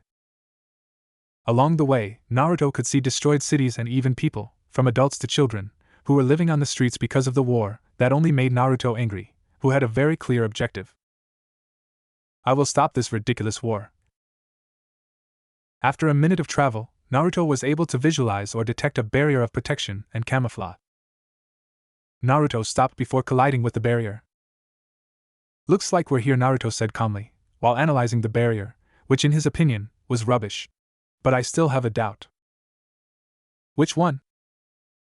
Kurama asked, intrigued by his partner's doubt. How will I make the demons believe that I will help them in the war? Naruto asked thoughtfully and a little nervous that the mission would go wrong. Maybe they think I'm a spy for the other side. Well, Aisabu began. You could try to convince them the good way. Or the hard way, Shikaka interrupted in a funny way with a psychopathic smile. Like scaring them with your power, kicking their leader's ass or killing some of their soldiers to make them listen to you. You know, simple things. Naruto and the others within his subconscious sweat dropped at the one-tailed Biju's attitude. Well, whatever happens, happens. Naruto said calmly, and then walked forward, not remembering that there was a barrier. And because of its power and strength, the barrier broke with the contact of Naruto's body, who quickly realized it. Oops, my mistake. Meanwhile, his tenants within his subconscious shook their heads at his stupidity. While that happens to Naruto, in the center of the anti-Mao faction base, you could notice a tent larger than the others, the size of a house. A meeting was being held that would define the future of the demon race along with Hell. Inside the tent there was a large table with many people sitting. These people are the heads of the clans that support the anti-Mao faction, a total of 34 demon clans. And at the top of the table were 4 people, who were characterized by being chosen to command the war against the other side. These people were Sirzechs Gremory, Serafal Citri, Ajuka Astaroth and Falbium Glagia Labilas. These 4 people were characterized by their great power and great intelligence that they possessed. Sirzechs Gremory, a young man in his 20s with red hair characterized by the Gremory clan. Since he was little he was a genius in fighting, more because of his great control over the power of destruction that he inherited from his mother, who belonged to the Bale clan, who were the original possessors of this magic. Now Sirzechs was one of the few of the demons who surpassed the power of a Mao. Serafal Citri is a beautiful black-haired girl who looked to be 17 years old. She is short, but with an enviable good body. She is also one of the strongest of her generation and was a possessor of ice magic that very few possessed. Although she was childish, she was a genius in fighting. Ajuka Astaroth, a green-haired young man in his 20s. Equally strong as Sirzechs with his great power and skill with types of magic and a great intellect that no one in hell surpasses him. Falbium Glagia Labilas would say that he seemed the oldest of the 3 named since he appeared to be 25 years old. He is characterized by being lazy, but also a great strategist. He is also known for having a great defense against any magic from high-class demons onwards. The only ones who can break it were the 3 aforementioned. These 4 people stood out a lot since the civil war in Hell began. The heads of the Hell clans believed that they could be the next Mao if they won the war. Right now in the big tent the meeting was taking place on how to defeat the other side and end this war. Many leaders shouted and argued, as some wanted to attack the other side as quickly as possible, while others wanted to wait longer before the final attack. While the 4 aforementioned were not better, since they had a mess in their heads due to the problems they suffered during the civil war, such as the casualties they suffered and the few experienced soldiers, since the majority were young. And although they had a trusted spy on the other side monitoring and reporting their movements, but the information they revived couldn't help much right now. His thoughts about the discussion in the room were interrupted by a soldier who rushed into the tent. Tip. There is a problem. The nervous soldier couldn't finish because he froze in fear at the annoyed looks everyone gave him for interrupting the discussion. What does this interruption mean? A 30-year-old looking blonde-haired man, wearing a red suit with a black tie, asked angrily. This person is Lord Phoenix, the head of the Phoenix house or clan, who would be one of the 72 pillars of the underworld, which were characterized by their great regeneration similar to that of a phoenix. The soldier, who by the way was almost fainting from fear, could not respond due to fear as well. Until, to the soldier's relief, Sirzechs spoke. Calm down now, Sirzechs said calmly. Let him speak and tell us what the problem is. What he said made everyone in the room calm down.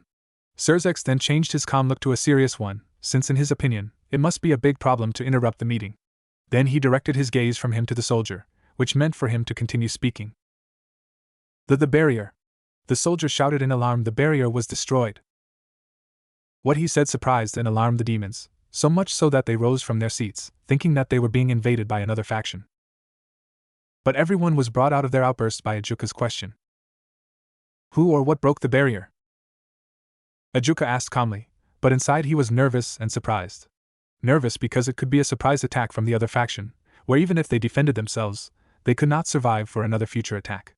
And surprised because someone could break the barrier that he himself created and made sure that the barrier could withstand a direct attack from a Mao. And it is not known who broke the barrier, said the soldier, still nervous because of the looks that everyone in the room was giving them. But we discovered that the barrier was broken from the southern sector and a group went to find out who it was. Others wanted to continue asking, but were interrupted by another soldier who entered waving. I reported from the south side, declared the agitated soldier who carried the information that everyone was waiting to know. It has already been discovered who broke the barrier. Who was he? Serafal asked, being serious to everyone's surprise, but they left it aside to hear the soldier's answer. Well, the soldier began. The one who broke the barrier was a human. Upon hearing his response, all the demons were in a state of shock. And it was not a surprise, since a mere human was able to break a barrier that can withstand a direct attack from a Mao. A human? A man spoke, coming out of shock to get angry. Stop talking nonsense. He is a middle-aged man with long blood-red hair and a small beard of the same color. He was wearing a white suit with a black tie. This is Xiaticus Gremory, head of the Gremory house or clan. It's true, Lord Gremory, the soldier said nervously because of the angry looks he received.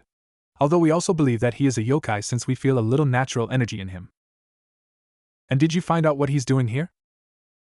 Falbium asked with a bored face, but with interest since he heard that a human, or a yokai, broke the barrier. He was analyzing the whole situation in case he could be a scapegoat for the other side. When we asked him what he was doing here, he told us that he wanted to talk to you, Sirzechs-sama.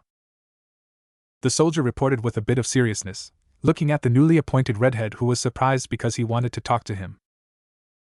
The others who were also in the tent were also surprised, while Sirzechs were thinking why a human or yokai was looking for him and also if he should talk to him, until he made a decision.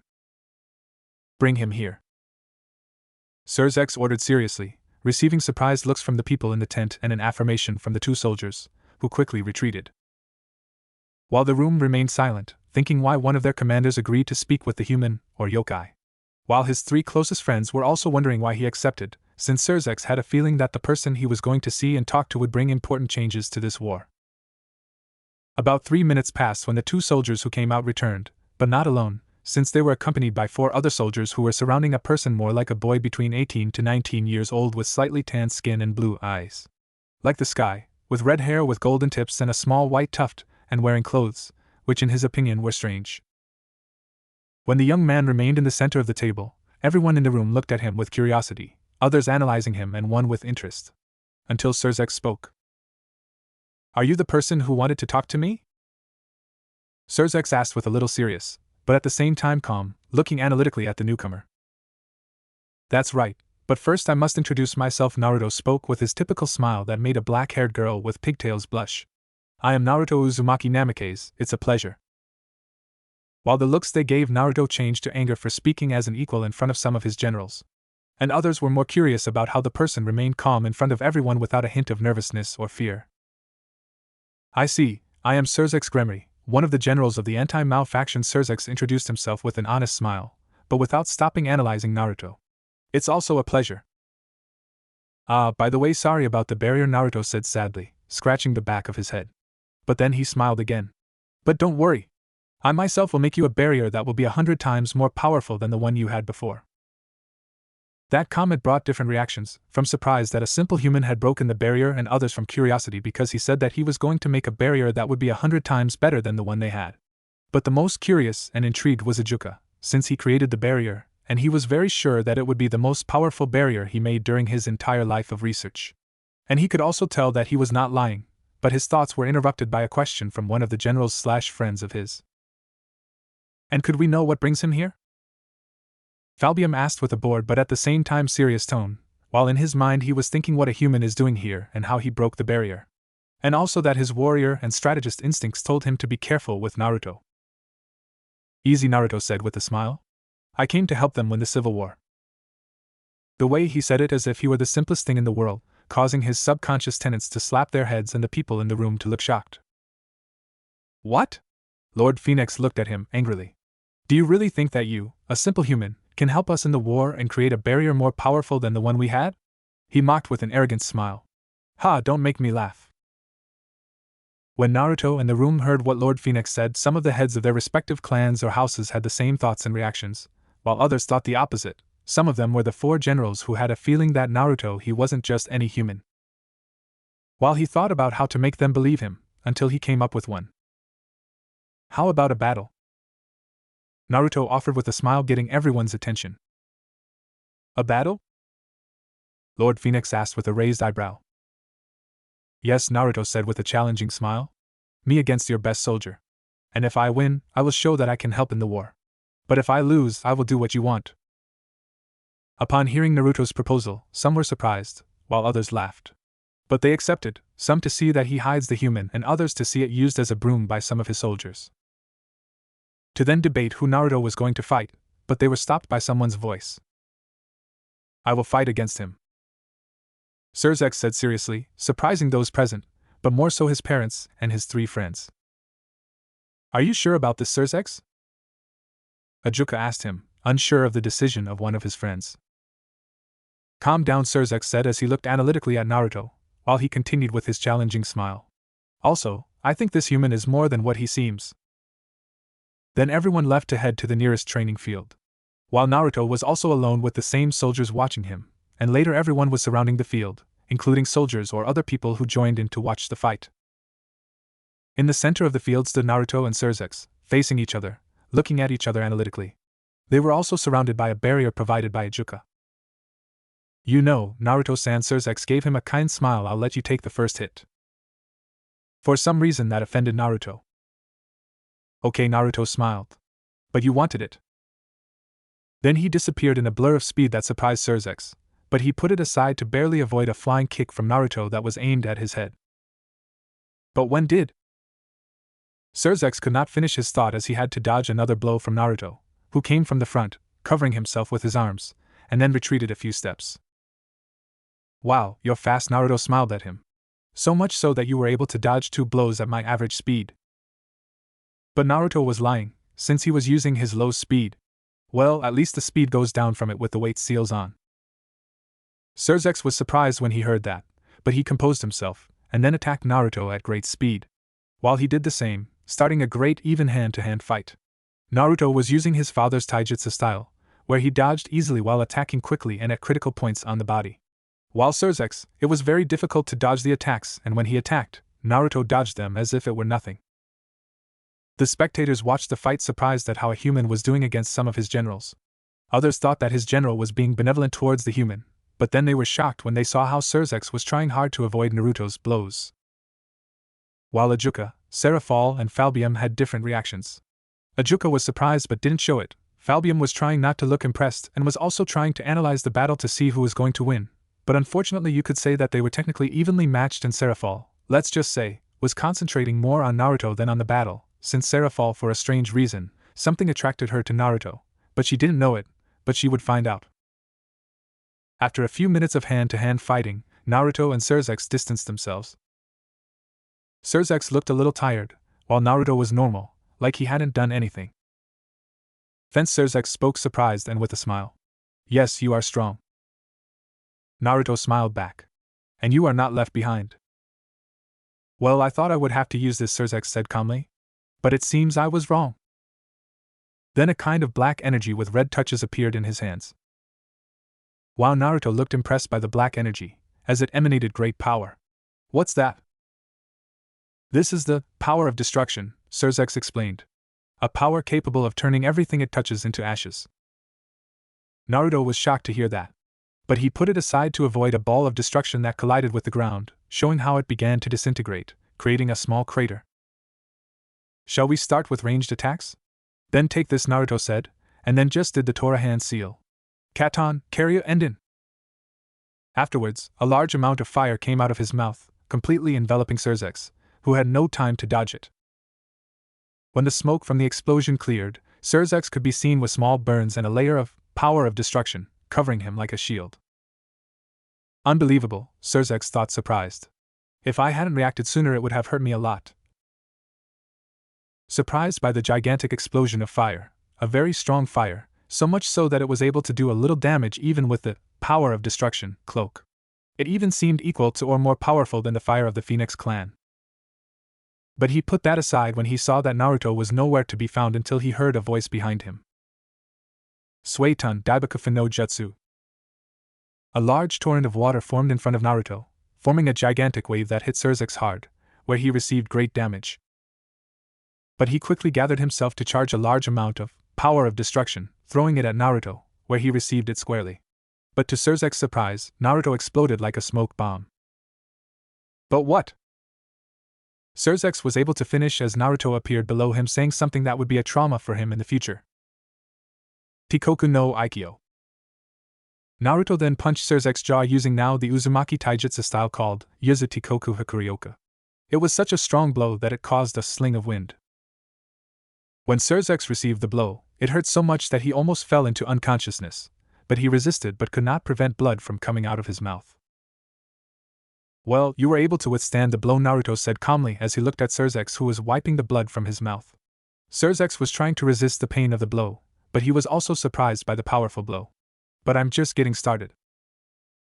Naruto then disappeared again in a blur of speed, to then be in front of Sirzechs, giving him the same blow only in the stomach, causing another wave of air and drawing more blood from Sirzechs' mouth. But he didn't finish as Naruto continued to deliver many blows in the same way so fast that Sirzechs couldn't dodge them. After 5 minutes of suffering through Sirzechs, Naruto separated from him, giving him many bruises, blood coming out of his mouth, and a few broken bones.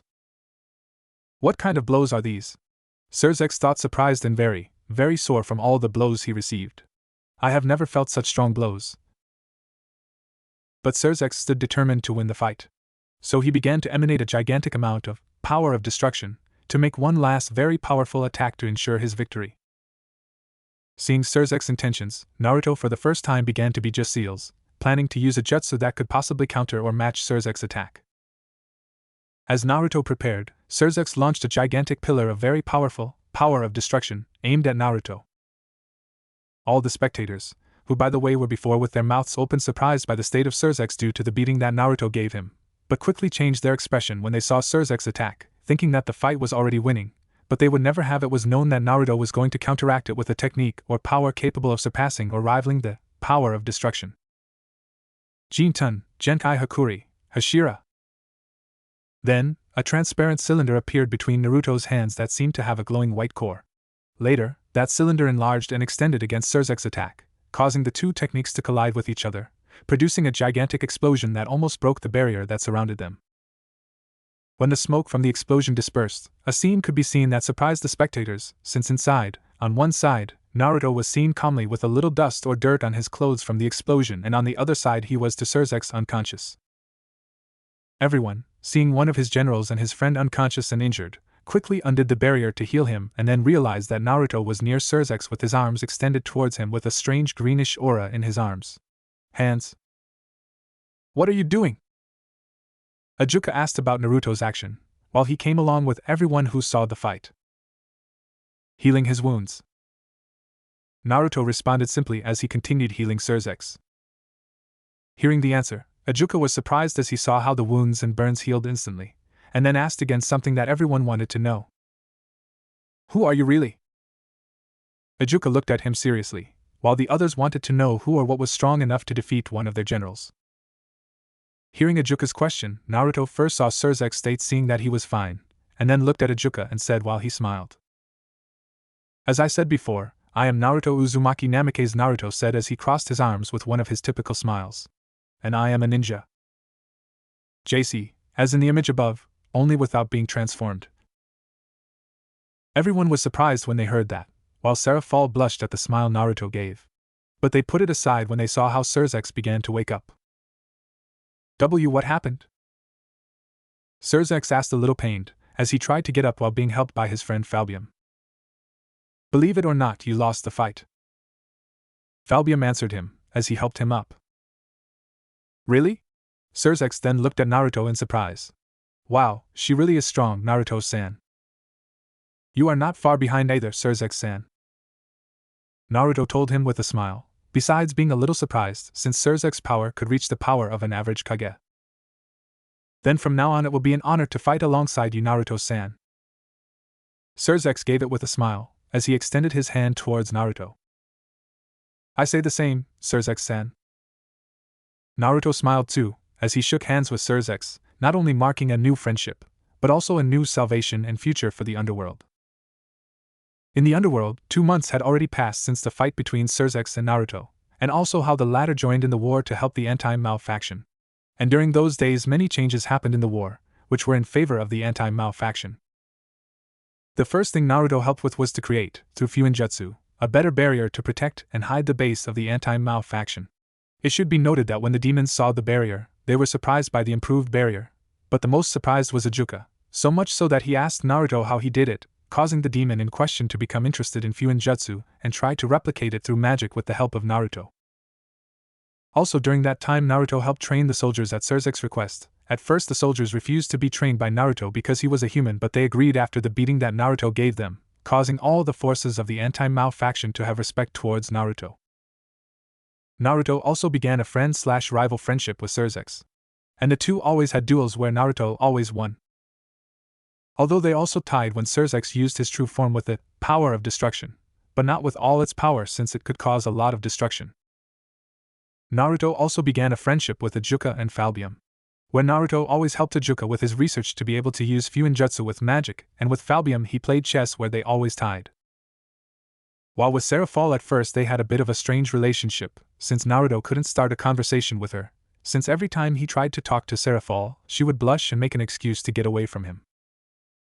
But as time went by, Seraphol began to get closer to Naruto, thus forming a stronger relationship, causing Naruto to become interested in her, so much so that they began to call each other more affectionately, much to the chagrin of some girls within his subconscious. Naruto was also able to establish a friendship with Lord and Lady Gremory, Citri and Phoenix, where the latter Lord Phoenix began to respect Naruto for the strength and power that he showed during the battle against Sirzechs. Also during that time the anti-Mao faction was able to win battles against the ancient Mao faction, little by little recovering the territories in the underworld. When the battles were taking place, Naruto with his Tajukage Bunshin no Jutsu, and the taijutsu of the Uzumaki clan, was able to turn the war around. Thanks to those achievements, Naruto was nicknamed Naruto Thousand Clones by both the anti-Mao faction and the ancient Mao faction, causing the ancient Mao faction to become aware of Naruto's presence, causing some to worry about the power he possessed and others to not care as they thought the anti-Mao faction was desperate to ask a puny human for help. Naruto was also able to meet Sirzechs' secret informant, only known to the top brass of the anti-Mao faction called Graphia Lucifuge, who was a servant of the Lucifer clan. According to Sirzechs, he met Graphia during a battle, where she was sent to the front by the ancient Mao faction. Sirzechs did not tell Naruto the reason because he trusted Graphia and because she helped them, but later he learned the reason thanks to Seraphol. At that moment Naruto could only laugh knowing that both Sirzechs and Graphia fell in love during the battle. Right now, in the main tent, a meeting was taking place where the leaders of the clans affiliated with the anti-Mao faction, the 4 generals and Naruto participated, the latter included by the consent of the 4 generals. The meeting was discussing the upcoming attack on the ancient Mao faction, an attack that if successful could be the end of the war with the victory of the anti-Mao faction. So if the attack goes well, the war will end? Naruto asked Sirzechs seriously. Yes, in the capital Lilith there is most of the forces of the ancient Mao faction as well as the leaders of the clans affiliated with them, Sirzechs answered seriously, and then put on an angry expression. As also the current leaders of the Lucifer, Leviathan, Beelzebub and Asmodeus clans. Naruto, seeing how angry his friend was not surprised since he knew all the things that the leaders of the 4 Mao clans did, such as trying to provoke another great war just to have the demons rule over the 3 Bible factions without matter the decisions of the other clans, and the possible extinction of the demon race if they lose. And we have the advantage of having taken Fort Leviathan, added Ajuka, remembering one of the great blows that the ancient Mao faction suffered from the anti-Mao faction. It was during the middle of the 2nd month when Fort Leviathan was attacked by an army of Naruto clones, who were responsible for distracting and buying time for Falbium to arrive with the army. That day many of the Leviathan clan as well as some other clans died or were imprisoned, causing the ancient Mao faction to lose some of its forces. That blow was one of Naruto's great achievements, since the clones were fighting for 3 days in a row. Yes, but we still have a problem. Lilith has great security both inside and out, and we cannot teleport using magic circles through the barrier that surrounds her, Falbium reported. And if we try to break the barrier, we would alert them, ruining the surprise attack. Everyone agreed that that was a problem. Everyone was trying to think of a solution, but their thoughts were cut off when Naruto spoke. I think I have a way to take the entire army without alerting or destroying the barrier. What he said caught the attention of everyone in the tent. Which one would it be, Naruto? Sirzechs asked, curious about the idea. Then Naruto explained the entire process of the plan to them. Interesting. Falbium was interested in Naruto's plan. But will it work? I'm completely sure it will work. Naruto said that, being sure that his plan will work. Well, the plan will be carried out tomorrow, now we must prepare for the attack. Sirzechs said that, and then ended the meeting. Everyone started to leave the tent to prepare everything for tomorrow, but Naruto was stopped by Seraphol. Hey, Naruto-kun. Seraphol nervously itches. Can we talk in private? Of course, Sarah-chan. Naruto nodded with his typical smile, bringing a blush to Seraphol's cheeks. They stayed for a few seconds until only the 2 of them were left in the tent. Seraphol squirmed nervously. Well, what I wanted was to ask you something. Naruto looked at her, curious. And that would be? Well, if everything goes well tomorrow and we win the war. Seraphol looked at Naruto with fear. You're not leaving, are you? Seraphol knew that Naruto was only in the underworld to help in the civil war, and he was afraid that he would never see him again if they won the war. Hearing the question, Naruto became serious. If everything goes well tomorrow, maybe I would stay for a few days. But at some point I will have to leave. He was also sad, since he would also miss everyone and Seraphol the most. Naruto knew that he was sent to this world to live its life. But he wanted to go around and see everything, even go to other factions to meet more people or even help them with something. He also believed that the other gods, as well as the Supreme God, would give him more missions like this. Then Naruto smiled at him. But that won't stop me from coming back to visit. Those words calmed Seraphol a little, but still a little afraid. Good. Seraphol nodded, then looked at Naruto with a pout. But promise me that you will send me letters. Naruto just smiled as he couldn't help but think that Seraphol looked cuter with that pout. I promise. They stayed for a few minutes talking about what was going to happen tomorrow, and then went out to organize everything for the attack. The next day, in the center of Lilith, a large Victorian-style mansion could be seen. Some would think that someone important or rich lived in that mansion. Well, they were not wrong. Since one of the most important clans of the underworld lived in that mansion, as well as the first demonic clan, which would be the Lucifer clan. Since the beginning of this world there was an angel created by the biblical God himself. This angel was known as the light-bearing angel, Lucifer. Like every angel, he lived in heaven with his brothers and his father. But later he believed himself to be someone powerful and became arrogant, so much so that he tried to overthrow his father, the biblical God, to take power and dominate the entire world as well as eliminate other pantheons such as the Olympians or Asgardians. But he failed, causing his exile from heaven, but that did not stop his ambition to dominate the world.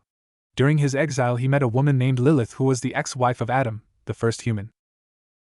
With her and some angels who followed him for sharing Lucifer's ideals, they were able to create the demon faction. And years would pass where the demon race would grow, with many demons with incredible and surprising abilities, giving birth to the 72 pillars of the demon faction. In the mansion was an albino man sitting on a throne. This man was Rizavim Levan Lucifer, head of House Lucifer, as the son of the original Lucifer and Lilith, who had the title of the mother of all demons. Haven't you yet discovered who the human is who is helping the anti-Mao faction? Rizavim asked authoritatively to the person who was kneeling in front of him. Nothing important, Lucifer Sama, the man responded politely. We only know that he calls himself Naruto, and he possesses the ability to make solid copies of himself, and that he is powerful in both strength and speed. That man was about 20 years old, with long white hair. He was wearing a butler's outfit showing that he worked as a servant of the mansion. This person was Euclid Lucifuge, belonging to Clan Lucifuge, a clan that served Clan Lucifer since the beginning of the demonic faction. Euclid was not only Rhizavim's exclusive butler, but also his right-hand man. He is the most devoted and loyal to Rhizavim, so much so that he did not hesitate to follow him when the civil war began in the underworld. But we also have suspicions that he is a yokai. Euclid continued speaking while still kneeling. Since some demons who were able to escape from Fort Leviathan felt senjutsu in it, but we cannot be sure. I see, Rhizavim said calmly. Leaving the topic of the human, have you discovered what the anti-Mao faction's next plan is? We couldn't find anything either, Euclid responded politely, but with a little nervousness when he saw that his leader made a face of frustration at the answer. The spies we sent couldn't get past the barrier. Rhizavim was angry, and it was no surprise. First, it all started with that human. At first he believed that the anti-Mao faction was desperate for war, so much so that they asked a human for help, but upon seeing the ability of said human he became a little worried. When he learned that the human could make copies of himself he was surprised, since there was only one person who could make copies of himself, and that was the Buddha's son Wukong, who was able to make copies with his hair. Also that he had incredible strength capable of killing with a single blow and unparalleled speed. But what surprised and angered him the most was when the anti-Mao faction took over Fort Leviathan, but he became angrier when he learned that the human himself caused the fall with an army of clones who fought for 3 days. Rhizavim wanted to win the war, as this was an obstacle to his goals, which was not world domination like what his father or the other original Mao wanted. What Rhizavim wanted was to show the world what a true demon was, beings that have to be malignant, perverse, brutal, evil, scum, incorrect, beasts and depraved. That is his role, to kill every person he doesn't like, and he would make the world see it and suffer it. And he would fulfill it. If someone got in the way or was a threat, he would not hesitate to kill him or his entire family. But his thoughts were interrupted by the door being roughly opened by a soldier. Lucifer-sama, have. The soldier could not continue because Rhizavim was giving him an angry look and unleashing his power, causing him to freeze in fear. What is so important for you to interrupt here? Rhizavim asked him sternly while still releasing the power from him. It's www. The soldier only stammered, as he was fainting from fear. Lucifer-sama, Euclid spoke calmly. If he continues to release his power like this, we will not be able to know what happens. Although he is also nervous about Rhizavim's power. Rhizavim just huffed in annoyance, and then stopped releasing his power to relieve the soldier, but he became nervous again seeing his angry face, which meant, keep talking or I'll kill you. We have an intruder from the anti-Mao faction. Rhizavim, upon learning the information, only raised one of his eyebrows. Just that?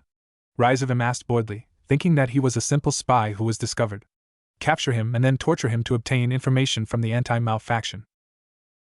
Well, Lucifer-sama, the soldier nodded nervously, since he had to add something. But the problem is that the intruder is the famous human Naruto 1000 clones, and the strangest thing is that he asks to speak with the leaders of the Mao clans. Rhizavim, knowing that the intruder was the human he hates so much, could only put on a macabre smile. I see, Rhizavim said without stopping his macabre smile. Where is he now? It is located south of Lilith, the soldier answered nervously. And the other leaders have already been notified, now they should be there. Good, Rhizavim agreed. Euclid. Then Euclid appeared next to him, and then a teleportation circle formed below the two. Although the barrier surrounding Lilith prevents the teleportation circles, that does not include them, since Euclid himself was the one who created the barrier, giving it the configuration so that only the leaders of the 4 Mao clans, as well as the clan's affiliates, can use teleportation circles. But before the two were teleported, Rhizavim looked at Soldier, then a magic circle of fire came out of his hand, and then launched a large burst of fire at him, burning and killing the screaming soldier. That was because I interrupted earlier. Rhizavim said simply, as if he had never killed anyone. Then both Euclid and him were teleported by the magic circle. In the south of Lilith a clear valley could be seen, and in that valley there were many demons, or rather soldiers of the anti-Mao faction. And currently everyone was surrounding one person. All the soldiers looked in fear at the person they were surrounding, and it was not surprising, since the person was Naruto 1000 clones, famous for defeating and killing many demons and for his power to make copies of himself. But among all the demons, only 3 looked at Naruto with different feelings that would be superiority, curiosity, and even lust. These people are Kruzuri Asmodeus, Shalba Beelzebub, and Kateria Leviathan, leaders of the 4 Mao clans. Currently everything was silent, but that silence was interrupted by a magic circle where Rizavim and Euclid came out. "It's about time you arrived, Rizavim." Shalba speaks calmly when she sees that she has just arrived. "Yes, where is he?" Rizavim asked, looking for the cause of all the commotion, until he saw Naruto causing his macabre smile to appear again. First he appeared as if nothing had happened and then he wants to talk to us, Shalba said, analyzing Naruto, who was just in the middle of everything with his arms crossed, acting as if he was waiting for something. "It's very suspicious." For Shalba this was suspicious, since Naruto was able to pass without alerting the barrier, and the strangest thing is that he wanted to talk to them. Jujujujuju Kateria laughed lustfully and with a noticeable blush on her cheeks. "He is very handsome." Kateria was already thinking about having Naruto as her personal slave. "He's just an insignificant human," Kruzuri said with arrogance, totally belittling Naruto. "Now let's take advantage and kill him before he continues giving us problems." Kruzuri thought that Naruto was just a normal, average human and that all those rumors about him were exaggerations. "No," Rizavim denied with a smile. "I want to know that he wants to talk to us." Then he calmly advanced to where Naruto was along with Kruzuri, Shalba, Kateria and Euclid, the latter going a little further away. Seeing who was coming towards him, Naruto could only smile to see that his plan was going in the right direction. Rizavim and the others were finally in front of Naruto. They remained silent for a few seconds, which were then cut off by Rizavim. "Ah yes," Rizavim smiled macabrely. "You are the famous Naruto 1000 clones, right?" Naruto smiled back. "And you must be Rizavim Lucifer, right?" Oh, Rizavim laughed amusingly. "It seems like you know me." "Something like that," Naruto said. "I heard about you from Sirzechs." Naruto's smile widened when he saw the angry grimace Rizavim made when he mentioned Sirzechs, but quickly as the grimace appeared it changed back to his macabre grin. Among all the demons of his generation, Rizavim hated Sirzechs the most. He and his friends were one of the causes that caused the rebellion of half of the clans against the 4 Mao clans. Furthermore, he also hates him because he surpasses him in power and strength, something that broke his pride when he was surpassed by another demon who did not even belong among the clans of the 4 Mao. Changing the subject, Rizavim looked at Naruto curiously. "What did you want to talk to us about?" "I just want to ask you." Naruto then looked at him seriously. "Let them surrender." When Naruto said that, he had many reactions, including fury from Kruzuri and Euclid, since he insulted them that this human told him to surrender. Suspicion on Shalba's part. For him it was suspicious that only Naruto came to ask for that, knowing that it would never happen. And Kateria didn't care, she just continued ogling Naruto with her eyes. But for Rizavim, that comment made his smile widen, but he also became offended. "Oh? Let's give up?" Rizavim asked with an amused tone, clarifying that he was laughing at what Naruto said. "No, I can't do that." "I see," Naruto said seriously, but with a dangerous voice showing that he did not like the answer. "Then it seems that we will continue fighting." And the feelings or emotions that they gave off didn't help either. From superiority to greed. Naruto knew why they wanted to continue the great war against the other biblical factions, just to gain power, but the one that bothered him the most and made him sick were the ideals of Rizavim. According to Sirzechs, Rizavim did not want domination, he only wanted to spread chaos and evil to the world, and only because, in Rizavim's opinion, that's what a demon should do. That bothered Naruto a lot, since in his childhood he was called and considered a demon in his village, and he never wanted to take revenge or anything like that. What he did was earn the respect of his village, which he was able to achieve. His thoughts were cut off by Rizavim's words. "Yes, but not you," Rizavim said, and then gave a sign with his hand. In seconds, the thousands of soldiers present there prepared to attack Naruto with elemental magic, who realized this and was not surprised. Rizavim smiled macabrely. "You have been a problem since you appeared, but that ends now." Without Naruto in the way, they still had a chance to win the civil war, and he believed that he would not be able to against multiple magic attacks. Naruto just lowered his head, making his hair cover his eyes a little. Rizavim thought he saw how his eyes turned purple, but he left it aside. "Any last words?" Rizavim asked him, still smiling, ready to give the signal for them to attack Naruto. Yes, Naruto nodded with a stoic expression, then looked up and showed the Rinnegan in all its splendor. Shinra Tensei. In an instant, a gigantic force pushed everyone away, canceling the magical attacks and sending all the soldiers thousands of meters back. Rise of him and the others were shocked when an invisible force pushed them, causing them to collide with everything or each other. I tried to do this the peaceful way, Naruto said as he approached them calmly. But it seems that it didn't help. Then he started making hand seals, which he confused the demons. It's time to end this war, Kuchios, Guntai. Then he hit the ground with the palm of his hand. When Naruto struck with the palm of his hand, many symbols appeared that covered the place for thousands of meters. What happened next impressed the ancient Mao faction, as thousands of demons began to appear in explosions of smoke. What they saw was that Naruto literally summoned all the forces of the anti-Mao faction, or at least some of them. But what? Rise of him murmured in surprise that in less than a second, half of the anti-Mao faction's forces were with them. Impressive, right? Spoke a voice that Rise of him knew very well. I was also surprised by such an idea. Sirzechs. Rise of him glared at the newcomer, who was accompanied with Serafal, Ajuka and Falbium. Kruzuri, Shauba, Kateria and Euclid, also noticing the four aforementioned, also began to look at him with fury. Euclid! Rise of him shouted. Warn all the forces that are. Suddenly Rise of him was interrupted when an explosion was heard coming from the center of Lilith. Everyone from the ancient Mao faction was shocked to see the explosions coming from the Lilith center.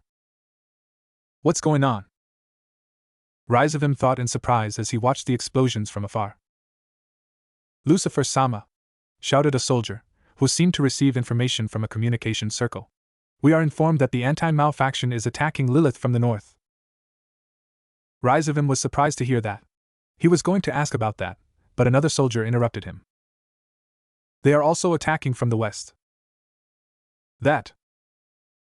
They are also attacking from the east.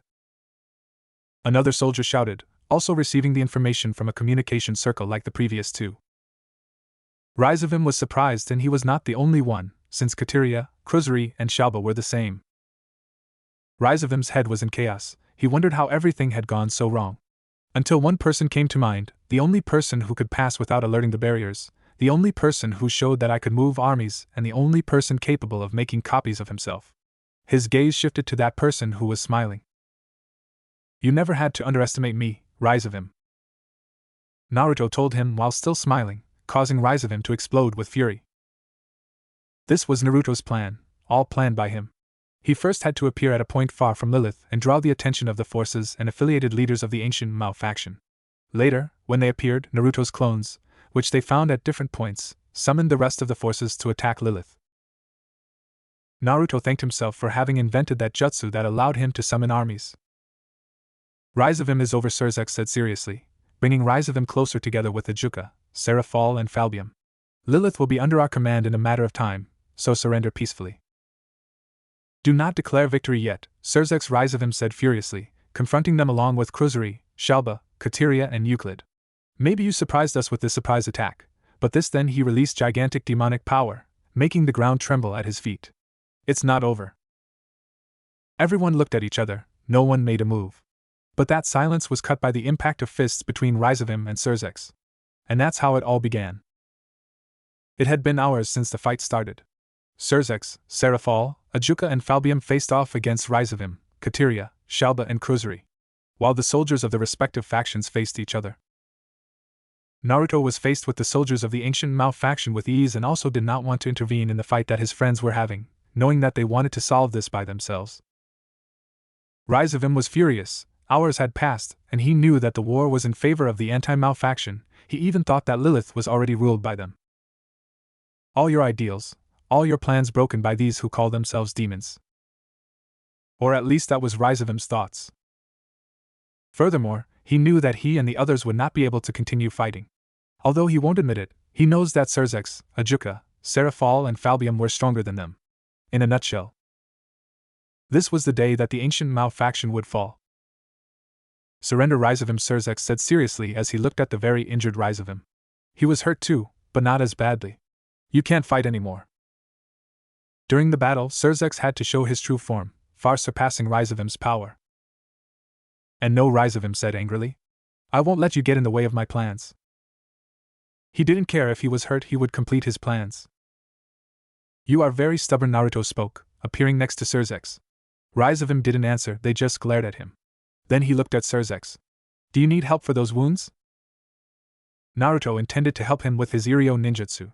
Sirzechs only denied it, and then returned to see rise of him. It seems you don't see it, rise of him, Sirzechs said seriously. You don't have a chance. Lilith must already be under our command. Then he looked at the very injured Kruzuri, Shalba and Kateria. And they can't continue either. He also noticed that another place far away was Euclid, fighting against his sister Graphia. Never, rise of him muttered angrily with his head lowered. I don't care if you defeat me.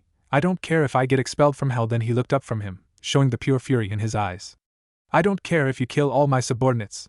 As long as I have my demonic powers, I will do everything possible so that the world enters a time of chaos and terror. Then he smiled madly. And neither you, nor anyone in this world will stop me. Sirzechs and Naruto, upon hearing his response, could only shake their heads. Wow, it seems like he's already lost all his sanity. Kurama spoke from Naruto's head. And it seems that he will not give up. Gyuki said, adding his opinion. Yes, but I think I have a way to make him give up. Naruto said, drawing the attention of everyone in his subconscious. And which one would be Souchi? Kushina asked, curious about the idea of her son. Naruto then began to explain his plan. Ho ho ho, Shikaka laughed evilly. Like. That would break his pride into pieces, Madara said, approving Naruto's idea with an evil smile. Good plan, kid? Not bad, Kurama said, and then smiled when he had an idea. But I will add something so that they don't underestimate you again. And what is it?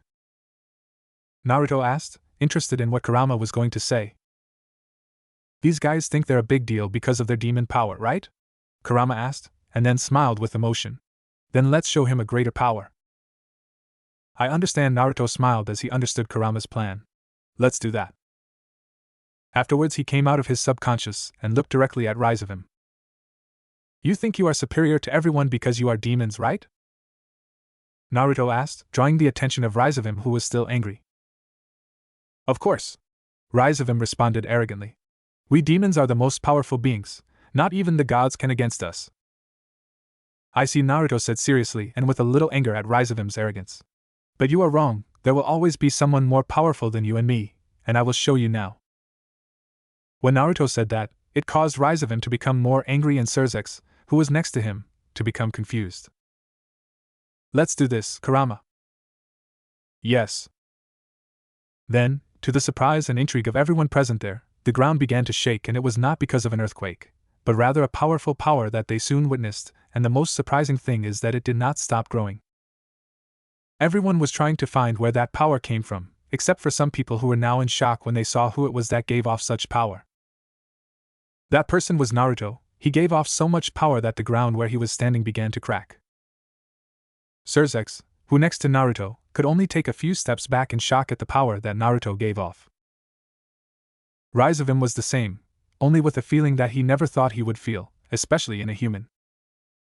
That feeling was fear, which was further increased by what he now saw, which was Naruto being enveloped in a large cloak of red energy, increasing his power to unprecedented heights. But what scared him was that a gigantic nine-tailed fox made of the same red energy appeared, completely enveloping Naruto. Sirzechs, who also saw the gigantic fox, could only say something. Kyuubi. He was very surprised. Currently there are few kitsunes in the Yokai's faction, among them is the current leader Yasaka, the only nine-tailed kitsune with a power capable of confronting a Mao. But the Kyuubi he was seeing was thousands of times more powerful, with a power that seemed like it would never end, a power that would be felt throughout the underworld. But this for Sirzechs only brought more questions about Naruto's identity. For Serafal, Ajuka and Falbium, who were also watching the scene a little further away, they were also surprised by Naruto's power. But Serafal, in addition to being surprised, was also excited by Naruto's power. There is a well-known fact in the supernatural world, and that is that all supernatural beings are attracted to power. The more power, the more attraction. Even more so for beings like demons who are the representation of sins. Meanwhile, Shalba, Kruzuri, and Kateria were not only surprised, but also scared by such monstrous power.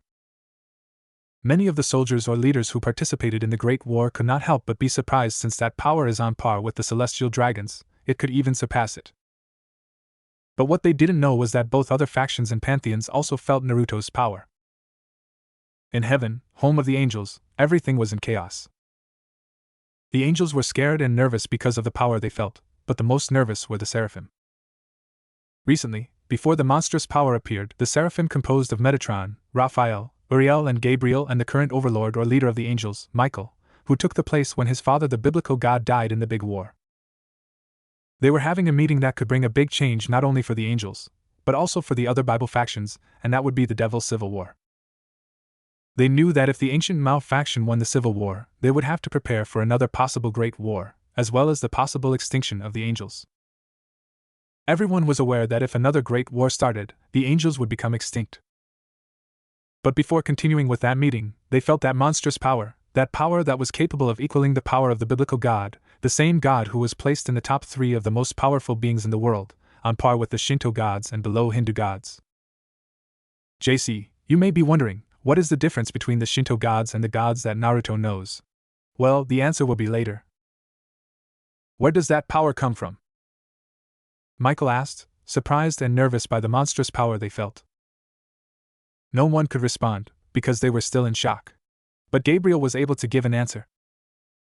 Oni-sama Gabriel spoke, surprised by the power, but even more so by where it came from. This power comes from the underworld. So this power comes from a demon?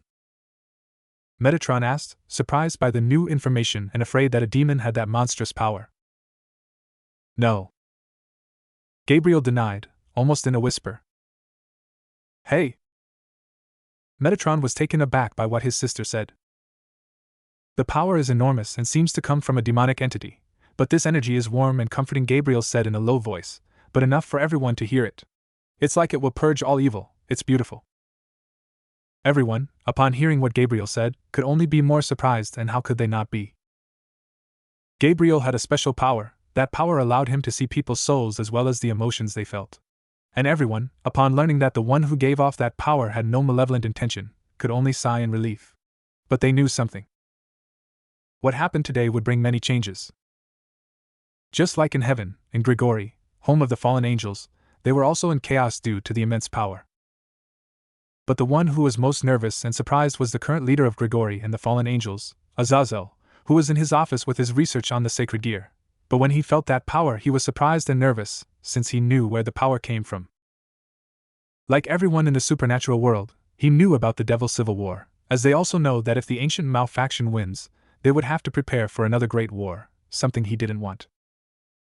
Azazel had not yet overcome all the deaths of his companions during the First Great War, and since that fateful day, he has done everything possible to avoid another possible war. His thoughts were cut off when the door to his office slammed open. Azazel, seeing who it was that entered his office, could see his colleagues/friends Barakil and Shemhazai, who had worried and nervous faces. It seems like they felt it too. Azazel told them seriously, but with some sweats. And how not to do it, Shemhazai said seriously, but a little nervous because of the monstrous power. It is a monstrous power. Yes, Azazel said, changing his seriousness to a mocking smile, but his nervousness was still noticeable. It seems that something interesting is happening in the Devil's Civil War. He was aware that the power they felt came from the demonic faction. Do you think it will be a threat? Barakil asked him seriously. He was aware that if that power came from a demon, it could be a threat, even more so if it belonged to the ancient Mao faction. It's possible, Azazel said. If that power comes from a demon of the ancient Mao faction, then we will have a lot of problems. Now Azazel will hope that there is not another possible war, especially if the owner of that power participated. But what Azazel and all the fallen angels did not know was that the owner of that power would bring a great change for the better.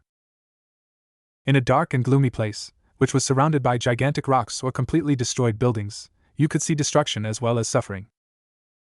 Another characteristic were the people, or rather souls that traveled throughout the place, and not with happy faces, but with faces of agony and suffering.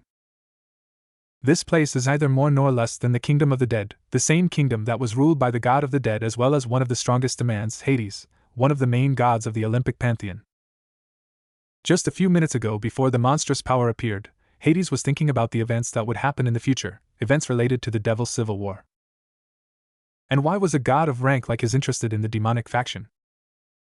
One of those reasons were some demons like Sirzechs, Ajuka, or Rise of Him. Many in the supernatural world knew about those devils, as they were recognized as the super devils of this era. Like Sirzechs, who possessed unparalleled power and had master control of the Baal clan's power of destruction. Furthermore, when he showed his true form, he is able to equal, or even surpass Hades, much to his anger. For Hades, all demons were a nuisance, and not only them, but also people or creatures from other mythologies, bothered him so much that his goal was to rid the world of these beings. But all his thoughts were interrupted by the monstrous power, which surprised Hades since this power far surpassed him. But what surprised him the most and made him a little angry was that the power came from the demon faction. Hades knew that this power was not that of Sirzechs or Rise of Him, who are one of the few demons with the power to rival gods. This power belonged to another person, a person Hades did not know or recognize. Hades thought that perhaps he was an individual that the anti-Mao faction or old Mao faction hid to use in the Devil's Civil War. But Hades was also not sure that the owner of this power belonged to a demon. But what Hades did know is that if this person gets in the way of his plans, it will crush it. In Lilith, everyone was still in shock from the power that Naruto gave off, or they were dying of fear. And no, see it can be. Rise of Him spoke in shock. Rise of Him was surprised and fearful, and not only because of Naruto's power, but also because of the monstrous Zoro that he was forming from the same energy that covered Naruto. In all his years, Rise of Him has never seen such a terrifying monster. It is as if he is seeing a ruthless and powerful monster. In short, he was seeing something very familiar to him, a demon. A demon fox. Do you see it, Rise of Him? He will always see someone stronger than you and me, Naruto spoke calmly. And this proves it since this power does not belong to me. What he said angered Rise of Him and caught Sirzechs' attention. You damn you. Rise of Him murmured with fury, so much so that he trembled with fury. It's time for you to pay for what you did, Rise of Him, Naruto said seriously. And you will pay for that with your power. 16 golden chains came out from behind him, quickly binding not only Rise of Him, but also Krozuri, Shalba, and Kateria by the arms and legs. These chains are, Kongo Fuza, is a fuinjutsu used by members of the Uzumaki clan. Chains capable of physically restraining their opponent, as well as being able to absorb the energy of the person they are restraining. Damn it! Let go of me! Rise of Him shouted angrily as he tried to break free of the chains along with Krozuri, Shalba, and Kateria. But they were surprised when they felt their energy being absorbed by the chains. Although the chains are made of chakra, they do not have that much difference with magical energy. The only difference would be that chakra is denser than magical energy. Naruto just continued looking at them seriously, and then 4 arms made of the same energy appeared on the body of the gigantic fox, and quickly went to the 4 demons for the next technique. Uzumaki Fuinjutsu, Chikara no Zettai Takina Fuin. Then the 4 newly created arms will collide on the abdomens of the held demons. What happened next was that symbols appeared on the bodies of Rise of Him, Krozuri, Shalba, and Kateria, and then disappeared like the chains that held them. When Rise of Him was freed, he could only see his body in shock, and he was not the only one, since Krozuri, Shalba, and Kateria did the same. Sirzechs, Ajuka, Seraphal, and Falbium, who saw everything, were also shocked. What surprised those present was that they could not feel the demonic power of Rise of Him, Krozuri, Shalba, and Kateria, and it is not as if they were hiding it, it is as if it was never there. You, Rise of Him looked at Naruto in shock and anger. What did you do to me? What was happening to him made him angry and surprised. The thing was that he didn't feel the magic power from him, nothing, not a single bit of magic. He was the same with Krozuri, Shalba, and Kateria. What I did was seal all of his powers, Naruto answered seriously. They are still demons, but without a bit of power. What Naruto used was one of the most powerful seals of the Uzumaki clan, which was about completely sealing the opponent's power. Even those who possessed magic or chakra as great as the bijus from 1 to 7 tails were completely sealed. The only way to deactivate the seal would be for Naruto to deactivate it, or for the one with the seal to gain a power boost large enough to break the seal. Rise of Him, upon hearing Naruto's response, he could only fall to his knees and look at the ground in shock. All the power of him, everything he always prided himself on as a demon. He was gone, as if he had never existed. Krozuri, Shalba and Kateria felt the same. Ryzavim couldn't believe it, not only his power, but also all his plans, all his ambitions, everything he worked for. They were ruined by a simple human. But his thoughts were interrupted by a scream. Lucifer-sama! Euclid shouted, drawing the attention of everyone there. It was obvious that he was hurt, since he was fighting against his sister Graphia, but they stopped fighting when they saw the big scene. And Euclid was worried about Ryzavim, so he went to help. Ryzavim, seeing that everything was already lost, would have no choice but to surrender, but his pride would prevent it, so it was better to escape. Euclid, prepare a circle to exit the underworld, now. Ryzavim ordered him, so that Euclid would later appear next to him, to prepare a magic circle to leave the underworld. Kruzuri, Shalba and Kateria also teamed up to escape through the magic circle. Before he could escape, Ryzavim sent one last look of fury at Sirzechs, Ajuka, Serafal and Falbium, and then stopped at Naruto, who seemed to be trying to stop them with one of the giant Zoro's hands, only missing by a few centimeters. When Ryzavim and the others left, they also left with a goal, or rather a revenge that will not only affect the demon faction, but the entire supernatural world. But what they didn't know was that one person a whole new and powerful faction would stand in their way. A few days passed after the battle in Lilith, as the anti-Mao faction won the civil war and took over the underworld. During that time, all those belonging to the clans that were affiliated with the ancient Mao faction were either imprisoned or banished from the underworld. Although the civil war was over, they were still on guard against any outside attack. It would not be a surprise if other factions invaded the demons at their weakest moment. They are also trying to put new leaders or Mao to lead the faction. But he already has 4 candidates who could be perfect. In a room at the Citri Territory Hospital, Naruto was lying on a bed. It wasn't that Naruto got hurt, but that he was forced to stay by his friends, but more so by a worried Serafal. Not only a few days ago was Naruto helping with the reconstruction of Hell, and then being taken to the hospital to be checked out to see if he had any injuries. The reason for Naruto's friends' concern was that since the civil war ended, Naruto did not rest for a minute, worried that he was trying too hard. Also, both soldiers and civilians were worried about Naruto, since the soldiers respected Naruto, while the civilians saw him as their great savior. They also gave him the nickname the Son of Underworld because of what happened during the Civil War. What they didn't know was that Naruto had a resistance beyond the supernatural. Naruto was thinking about something right now. That something was related to Ryzavim and the others. Naruto knew that Ryzavim, like the others, were still dangerous without his magic power. He still blamed himself for not being able to stop them in time. But his thoughts were cut off by a voice in his head. "Hey Gaki, go into your subconscious, it's important." Kurama told him in a serious manner, making Naruto curious, but he entered without asking. The first thing was the gigantic forest next to the houses where his tenants stayed. He could also see that everyone was gathered. Naruto looked at them curiously. "What's happening?" "Someone wants to talk to you," Kurama replied, making Naruto raise an eyebrow. "Who?" "I, Naruto-kun." A female voice spoke, which caught Naruto's attention. Shinigami-chan. Naruto was surprised by the sudden visit of the goddess of death. What is he doing here? Everyone in Naruto's subconscious made a horrified face at the way Naruto spoke to the goddess. Even Madara Uchiha himself also made that face. But then his horrified face changed to one of shock when he saw that the goddess blushed and covered her mouth while she let out a small laugh. "Fufufu, with what Shinigami-chan?" Shinigami laughed with a noticeable blush on his cheeks. "But changing the subject, I came here to congratulate you for completing the mission we gave you." Then she became serious. As also somewhat of an informant. Naruto also became serious. "And that would be?" "The Supreme God wants to see you."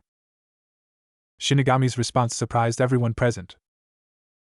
The Supreme God himself, a god who seemed to be the most powerful and important. "Me? Does the Supreme God want to see me?" Naruto asked, surprised that literally a Supreme God wanted to see him. "Because? It seems that he wants to reward you for seeing the mission accomplished," Shinigami responded seriously. "And he also wants to talk about something else." "I see, but is it necessary to go now?" Naruto asked, worried. "I just don't want to worry anyone out there." He knew that he would worry his friends if he disappeared right now. "Calm down," Shinigami said with a reassuring smile. "You'll be back before you know it." If so, then I will go. Naruto accepted it calmly, but still not so sure. Well, outside your subconscious there is a portal that will take you, Shinigami said with a smile. We are waiting for you there. Then he disappeared from Naruto's subconscious. Seeing that Shinigami left, Naruto quickly left his subconscious and then saw that there was a portal in his hospital room. Naruto took a deep breath, then passed through the portal, preparing for what was coming. When Naruto crossed the portal, the first thing he saw was a room, which looked like a waiting room. It already had armchairs and a medium-sized table. There was also a door that he was to lead to another room. Something that caught Naruto's attention was that the room had no roof. It showed the entire blue sky with clouds passing by. Naruto also noticed that in the room were the gods he knew. Just in time, Boy Susanoo spoke after realizing Naruto's presence with the other gods. She then pointed to the only door in the room.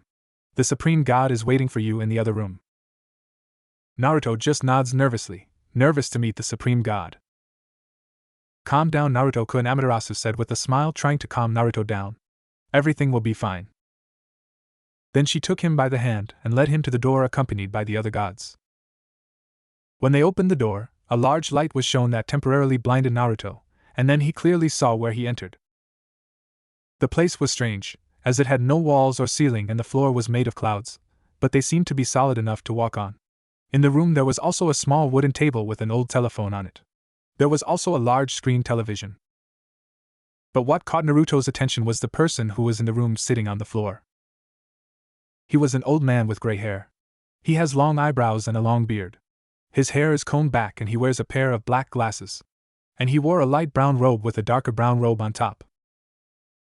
The man was watching something on the big screen while drinking tea. What also caught Naruto's attention was what was happening on the screen. What was happening was a landscape of a large ocean, where there was a large ship that in the shell part of the bow had a head of a lion with a mane that looked like flower petals, and in the sails they had the typical skull with crossed bones. But with the difference that the skull is wearing some kind of straw hat. But the screen turned off, only to see that the man in the room became aware of their presence. Oh, they're here, said the old man with a kind smile. Then he motioned for her to come closer. Come, sit down. After that, the gods also sat down as if nothing had happened, while Naruto did so nervously. It's a pleasure to finally meet you in person, Naruto. I am the Supreme God. The Supreme God introduced himself. But just call me God. Why, yes, Naruto nodded nervously, bowing. It's also nice to meet you. The Supreme God did not say anything, he just continued looking at Naruto, making him more nervous. Ho ho ho, it seems I wasn't wrong, God smiled. You do have a pure heart, like the first time I saw you. Naruto was surprised by what the god said, as he also became curious about the last thing said. Like the first time? Naruto asked, interested. Have you met me before? He tried to remember if he had met him, but maybe he forgot. One could say yes. God responded with a smile, then snapped his fingers. What happened next was the screen turned on, showing the screen split into many screens showing Naruto's entire life. His birth, his childhood, his life at the Ninja Academy, the missions he did with his team, the Chunin exams, the invasion of Suna and Oto, Sasuke's recovery mission, his training trip with Jiraiya, his return in the village, Gaara's rescue from Otsutsuki, the fight against Pain, and ending in the Fourth Great Ninja War. I've seen your whole life, God said with a smile, and then put on a sad expression. From the beginning to the end. Wow, Naruto was amazed that the Supreme God saw his entire life. I did not know that. And I wasn't the only one. God smiled at him. Believe it or not, you are very famous in the world of the gods. That was very surprising to know what was famous in the world of gods. Wow, that's surprising, Naruto said, surprised, and then changed to one of curiosity. But I have a question. Oh, which one would it be? God was interested in the question Naruto had. Are there more gods besides you? Naruto is curious about the information from the world of gods. He was also confused, since when he was in the underworld, he heard from Sirzechs that in that world there were many gods or deities. And he did not know if the gods of that world were the same as the ones he knew. Well, in answer to your question, there are many gods as well as worlds, God responded with a smile. Since when I create a world, I also create a god who will be in charge of that world, or gods like in your previous world. There are also times when one god is in charge of more than one world. I understand, Naruto nodded. So the gods that I heard in the other world are the gods in charge? No, they are just beings who call themselves gods, God explained to him. They are not in the same category as us, there is only one god in charge of that world. Naruto nodded, but then looked at the other gods in the room. And why in that world are there gods equal to you? He had also heard of the Shinto gods, where there were gods with titles and names the same as the gods he knew. As the Supreme God said, they are beings who believe they are gods. They are very different from us, Tsukuyumi responded. An example would be that the Tsukuyumi of that world is a man. Naruto nodded in understanding. That explains. Well, changing the subject, God caught Naruto's attention. I and the god in charge of that world want to give you a reward for having completed the mission. A reward is not necessary, Naruto smiled at him. I only did what you asked me to do. No, you deserve it, God said. Besides, the god in charge of that world was the one who asked for that mission. Then he frowned. Speaking of which, she is taking a while to come. But as he finished saying that, he opened the only door in the room to show that a woman entered. That woman had black hair, golden eyes, and was wearing some kind of tight-fitting wizard's robe. Naruto couldn't help but blush at such a beautiful woman, something that some goddesses present didn't like. Sorry for the delay, said the woman in a melodious voice that would enchant any man. She was resolving some issues in one of the worlds she took care of. It doesn't matter, God said with a smile. I was just talking to Naruto about the rewards we will give him. When the woman saw Naruto, she could only smile lovingly as a pink tint appeared on her cheeks. It's nice to finally meet you, Naruto-kun. I am Gaia, the magic goddess. Gaia introduced herself with a smile. As also the goddess in charge of the world where they took you. Naruto bowed politely. It's also a pleasure to meet you, Gaia-sama. There is no need for formalities, Naruto-kun, Gaia told him with a loving smile. Just call me Gaia or whatever you like. Naruto smiled innocently. It's okay, Gaia-chan. When Gaia heard the way Naruto called her and also when she saw her smile, she could only blush as her smile grew wider. But all that was interrupted by a fake cough caused by the Supreme God. Sorry for interrupting, God said calmly. But we still have to give the rewards to Naruto, remember? Why yes, I'm sorry. Gaia apologized now with a blush of shame, and then approached Naruto, grabbed him by the cheeks, and then kissed him lovingly. Naruto, seeing what the goddess did, only froze as she blushed massively. Those who were in Naruto's subconscious, like the gods present, had different reactions when seeing the scene. In Naruto's subconscious, the Bijus laughed at the situation, some men complained about their luck and others only watched the scene with sweat. But there was only one man who only cried because he was proud of his student. While the women, some also watched the scene with sweat and others watched with jealousy. But there was only one woman who fantasized about the future grandchildren she would have to spoil, while her husband looked at him with sweat on his head. While the goddesses looked on with jealousy, Susanoo also sweated and the Supreme God only shook his head with a smile.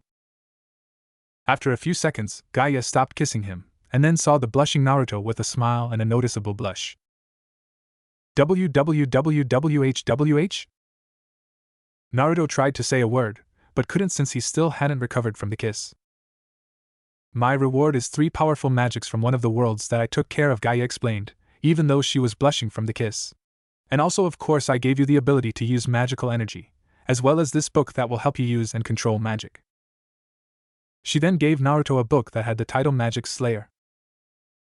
I see, Naruto said, still surprised by the kiss, but he looked at the book curiously. Thank you so much. Now it's my turn, God spoke calmly, but then looked at Naruto seriously. But before I give you the reward, I want to talk something or rather propose something to you. Naruto also became serious. And that would be? Naruto God looked at him seriously. Would you like to form and lead a new faction? Me? Form and lead a faction? Naruto asked, surprised by the proposal that the Supreme God made to him. Because? You see, Naruto, as you know, the world we sent you has many problems, like dangerous people who want to put the world in chaos, and that is why I propose this to you, God explained to him. I propose that you create and lead a group or a faction that helps avoid that.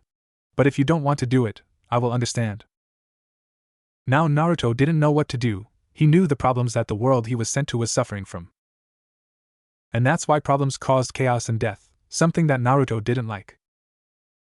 I am aware of what is happening in that world and I was going to help with whatever it took, Naruto said seriously. But now I realize that I can't do it alone. Then he smiled at them with confidence. I agree.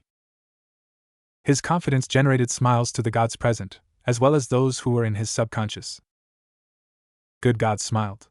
Then my reward will be something for your faction, as well as a gigantic piece of land for you to stay in. Thank you very much, Naruto thanked him. But I still have a question. Who would be members of the faction? Don't worry, I already took care of that, God responded with a smile. Now Shinigami will take you to the place, and so you can meet the members. When the Supreme God finished speaking, Shinigami stood up and then created a portal. Come on, Naruto-kun, Shinigami told him with a smile. Naruto quickly stood up to head to the portal. But before entering, he looked at the other gods again. Thank you very much for everything, Naruto thanked them with his typical smile. And I swear to you that I will not fail you. Then he went through the portal, followed by Shinigami. So that later the portal will close. I know you won't fail, Naruto, God said with a smile as he looked at where the portal used to be. The room was silent for a few seconds, only to be interrupted by the only door opening. When the door opened, Hiz could see a muscular man with short black hair, along with a beard. He wore clothes made for expeditions or trips and at the same time for fighting. In short, adventurous clothes. Has he left yet? The man spoke with a voice that showed that he was disappointed. And I just wanted to meet him and talk to him. He just left, God told him, and then looked at the man with curiosity. What did you want to talk to him about? I wanted to ask for his help in one of the worlds that I took care of, replied the man, and then showed a fruit, which seemed to be larger than normal and had swirling patterns. I was even going to reward him with some of his special fruits. Maybe for another time, God told him with a smile, while the man just sighed in disappointment. In the middle of the Pacific Ocean was a beautiful island full of large grasslands, lakes, and large forests. In the middle of a large plain a portal appeared. From that portal came Naruto, followed by Shinigami. This is the place? Naruto looked around with fascination. It's lovely. Yes, Shinigami nodded with a smile. This is where you and your faction will stay. And who will be the members? Naruto asked him, as he looked around looking for the members the Supreme God mentioned. Now I will bring them, Shinigami told him with a smile. And then rise to the heavens. Then he started to say some words in a language that Naruto didn't understand.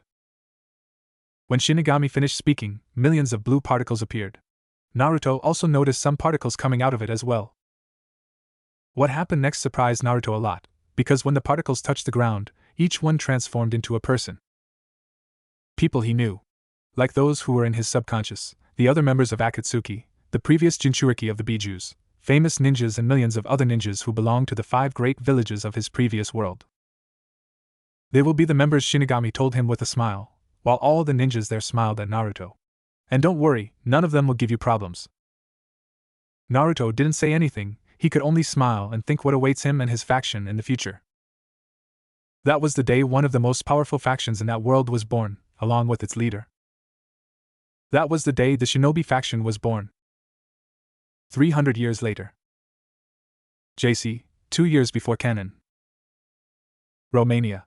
Famous country, and not only for its culture, and the many churches and fortified castles.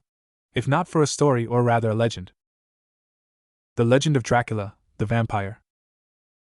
Romania was well known for stories related to vampires, also for its sightings. People only liked vampires for pure fiction. But there were also some who believed that vampires existed. These people were classified as stupid or crazy. But what they didn't know was that there was an entire faction of vampires hidden in the darkness of Romania. Since the beginning of the vampire faction, there were many internal conflicts causing the vampire faction to split into 2 distinct factions. The Camilla faction, which were dominated by women, and the Teeps faction, which was dominated by men. These 2 factions always had very serious conflicts, so much so that a civil war between the 2 is expected. But what the Camilla faction did not know was that the Teeps faction, or rather the second prince of the Teeps faction, had what he called a weapon to use if a civil war started. Marius Teeps, pure-blood vampire, as well as second son of the 4th king of Teeps. Marius, as a pure-blooded vampire, as well as the son of the current king of Teeps, was very prestigious and revered in the Teeps faction, causing him to become arrogant, and he would feel superior to others. But Marius wanted more. As the second son of the king, he could not become the next king, since he was the 5th candidate. He wanted to be the king and rule the Teeps faction. That was one of his goals, as well as defeat and dominate the Camilla faction.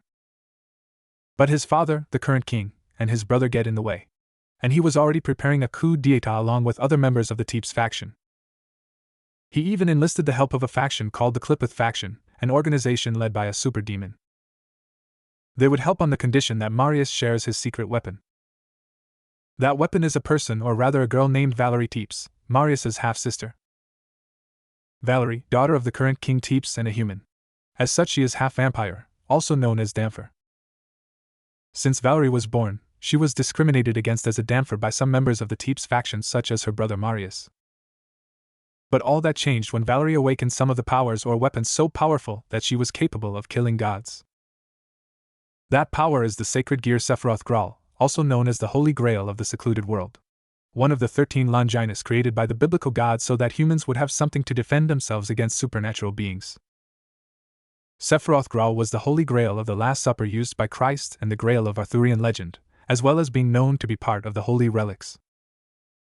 The Graal Sephiroth has the ability to make contact with the principle of life, where the possessor is forcefully told how life and soul are made. The possessor also takes into account the mind and concept of the dead, the living, and various other things as they use the Holy Grail, which would result in the possessor being broken by the abundance of thoughts entering his heart and soul by overusing the Sephiroth Graal. Valerie, since she is half-human, was able to obtain the sacred gear. This was taken advantage of by Marius, to use his sister as a weapon. Valerie had already used her sacred gear to revive 2 evil dragons, but from that day on she did not use it again. But what she didn't know Marius. It was that her weapon would be stolen, or rather saved. Teeps Castle. As one of the most important places in the Teeps faction, it was always guarded by the best vampire guards or soldiers. But what they didn't know was that they were going to suffer a big blow. Right at the entrance to the castle, there were 2 guards, who had just started their shift to guard the door. The 2, like good guards, were serious and attentive to any invader or enemy attack. But what happened next confused the guards. A large, thick fog appeared surrounding everything. For vampires, who have sharper senses and also have the ability to control the mist, this scene wouldn't be a problem for them. But this fog was different. It was thicker than normal, so much so that even the guards had trouble seeing. They could also feel an energy in the fog. It wasn't magic, but it was almost the same. But the guards put that aside as they saw 2 silhouettes emerge from the fog, causing them to get ready to fight and also prepare to call reinforcements just in case. But they were distracted when they saw something unusual in one of the silhouettes. In the silhouette he seemed to be a little shorter than the other silhouette, who was taller, and seemed to have a large sword wrapped in bandages on his back. It was his eyes. Eyes red like blood and had 3 black blades surrounding the pupil. As soon as the guards came, that eyes fainted.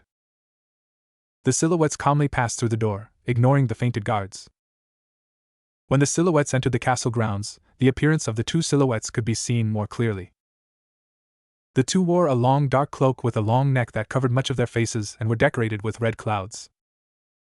The shorter silhouette was a man between 20 to 21 years old, jet black hair, and had a protector on his forehead with the kanji Shinobi carved on it. The other one had a more characteristic feature. It looks a lot like a shark. Its skin is pale blue, it has small white eyes, and on its cheeks it has marks that look like gills. He has curly blue hair, and it looked like he had sharp teeth like a shark when he smiled when he saw the guards passed out. He also had the same forehead protector. They are none other than Itachi Uchiha and Kisame Hashigaki, high-level ninjas. That was fast. Kisame spoke with a smile, as he looked at the fainted soldiers. I took advantage of when they looked at my eyes, Itachi told him in a stoic voice. What he did was put the 2 guards in a genjutsu strong enough to knock them out for a few hours. But it seems that they detected us themselves, Kisame said without stopping smiling, while he heard many footsteps heading here. I know, there was a barrier around it, Itachi said stoically. Kisame, upon hearing that from his partner, raised an eyebrow. That detected us. If you knew there was a barrier, why didn't you say it before we entered? Kisame asked curiously. He didn't care, but he was curious since Itachi would never make a mistake like that. So that all the soldiers and guards head here and it is easier to go for the objective, Itachi answered, while one of the 2 distracts them. I see, Kisame said with a smile, and then grabbed the handle of the Samahata. Then leave this to me and you go for the objective. Itachi just nods, then disappears into a flock of crows. When the crows dispersed, the guards and soldiers appeared and quickly pointed their weapons at Kisame. "Intruder, identify yourself," a soldier demanded, as he prepared for any fight along with the other soldiers. Kisame didn't say anything, just his smile widened, showing his sharp teeth, while a thick fog appeared in the surroundings. Kisame showed the Samahata in all its splendor with a smile. "I am the monster of the hidden mist." In the basement of Teep's castle you could see two soldiers, who seemed to be guarding a cell. Inside that cell you could see a beautiful girl between 17 and 18 years old, short blonde hair with red eyes. This girl was Valerie Teeps, Damper and bearer of the Longinus Sephiroth Grawl. "Do you think they are attacking us?" a soldier asked his fellow soldier curiously. He, like all the soldiers and guards in the place, felt when they passed the barrier, invading the castle. "No, they must be spies for the Camilla faction," the other soldier responded boldly, since the barrier detected only two presences. "Yes, you have ga." The soldier did not have to say another word as a kunai pierced his throat, killing him immediately. The other soldier looked at everything in shock. "That?" The soldier fell silent as a kunai pierced his head, killing him immediately. Valerie, upon seeing the scene, feared for the worst. So that after the darkness Itachi appeared heading towards the cell. But before she collected the kunai that he used to kill the soldiers. Valerie, seeing Itachi approaching the cell, crawled in fear to one of the corners. She believed they were going to kill her. When Itachi opened the cell, he entered and then stood in front of Valerie.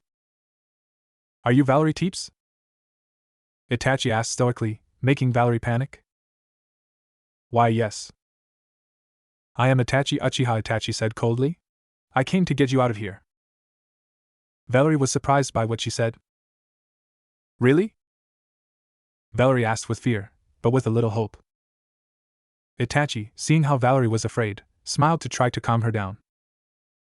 "Calm down," Itachi extended his hand with a smile. "We come to save you." Valerie calmed down a little when she saw Itachi's smile. But she still had doubts. Something told her that she could trust him, so she nervously grabbed Itachi's hand. Itachi smiled kindly, then helped Valerie to her feet and guided her out of the castle. When Itachi and Valerie left the castle, they found the entire grounds outside surrounded by a dense fog. They could see many bodies of soldiers. The bodies looked like they were not cut, but rather crushed by saws. They could also see that there was water around, as well as the bodies showing being attacked by water techniques. Itachi was unfazed by the scene, but Valerie was trying not to look at anything. But they put that aside when they saw a silhouette emerge from the fog, to show that it was Kisame. Valerie with a little fear hid behind Itachi.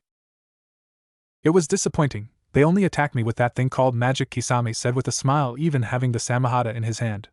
Something notable was that the spikes protruding from the Samahata's bandages were covered in blood. But thanks to Samahata that was not a problem. The Samahata has a unique ability. That ability is the ability to absorb chakra. But the one Kisame had was not the original Samahata, but a copy made by Shinigami, a goddess of death. Simply put, it was more powerful than the original. Itachi looked at Kisame. "Are they all dead?" "Everyone," Kisame responded with a smile. "There were no witnesses left." "Good," Itachi nodded his head. "Then we're done here."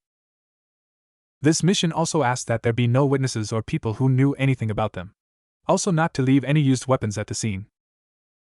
Itachi then took out a paper with a seal on it from his cloak. And then put it on the floor. What happened next was that the three disappeared in a smoke bomb. At one end of an island in the Pacific Ocean, 3 people appeared from a smoke bomb. These people were Itachi, Kisame, and Valerie. Curious as to where she was, Valerie looked around. The first thing she saw was a gigantic wooden door that was connected to a gigantic stone wall, which seemed to surround the entire island. The wall was high enough to cover what was inside. She also saw people on top of the wall, who seemed to be the guards. The guards had different clothes, but they all had the same guard with the kanji Shinobi carved into it. One of the guards noticed the presence of the newcomers. "They will open the door." The ninja yelled at someone inside the wall. By then the door began to open. But before anyone entered, Itachi turned to Valerie. "Before entering you need this." Itachi then took out a seal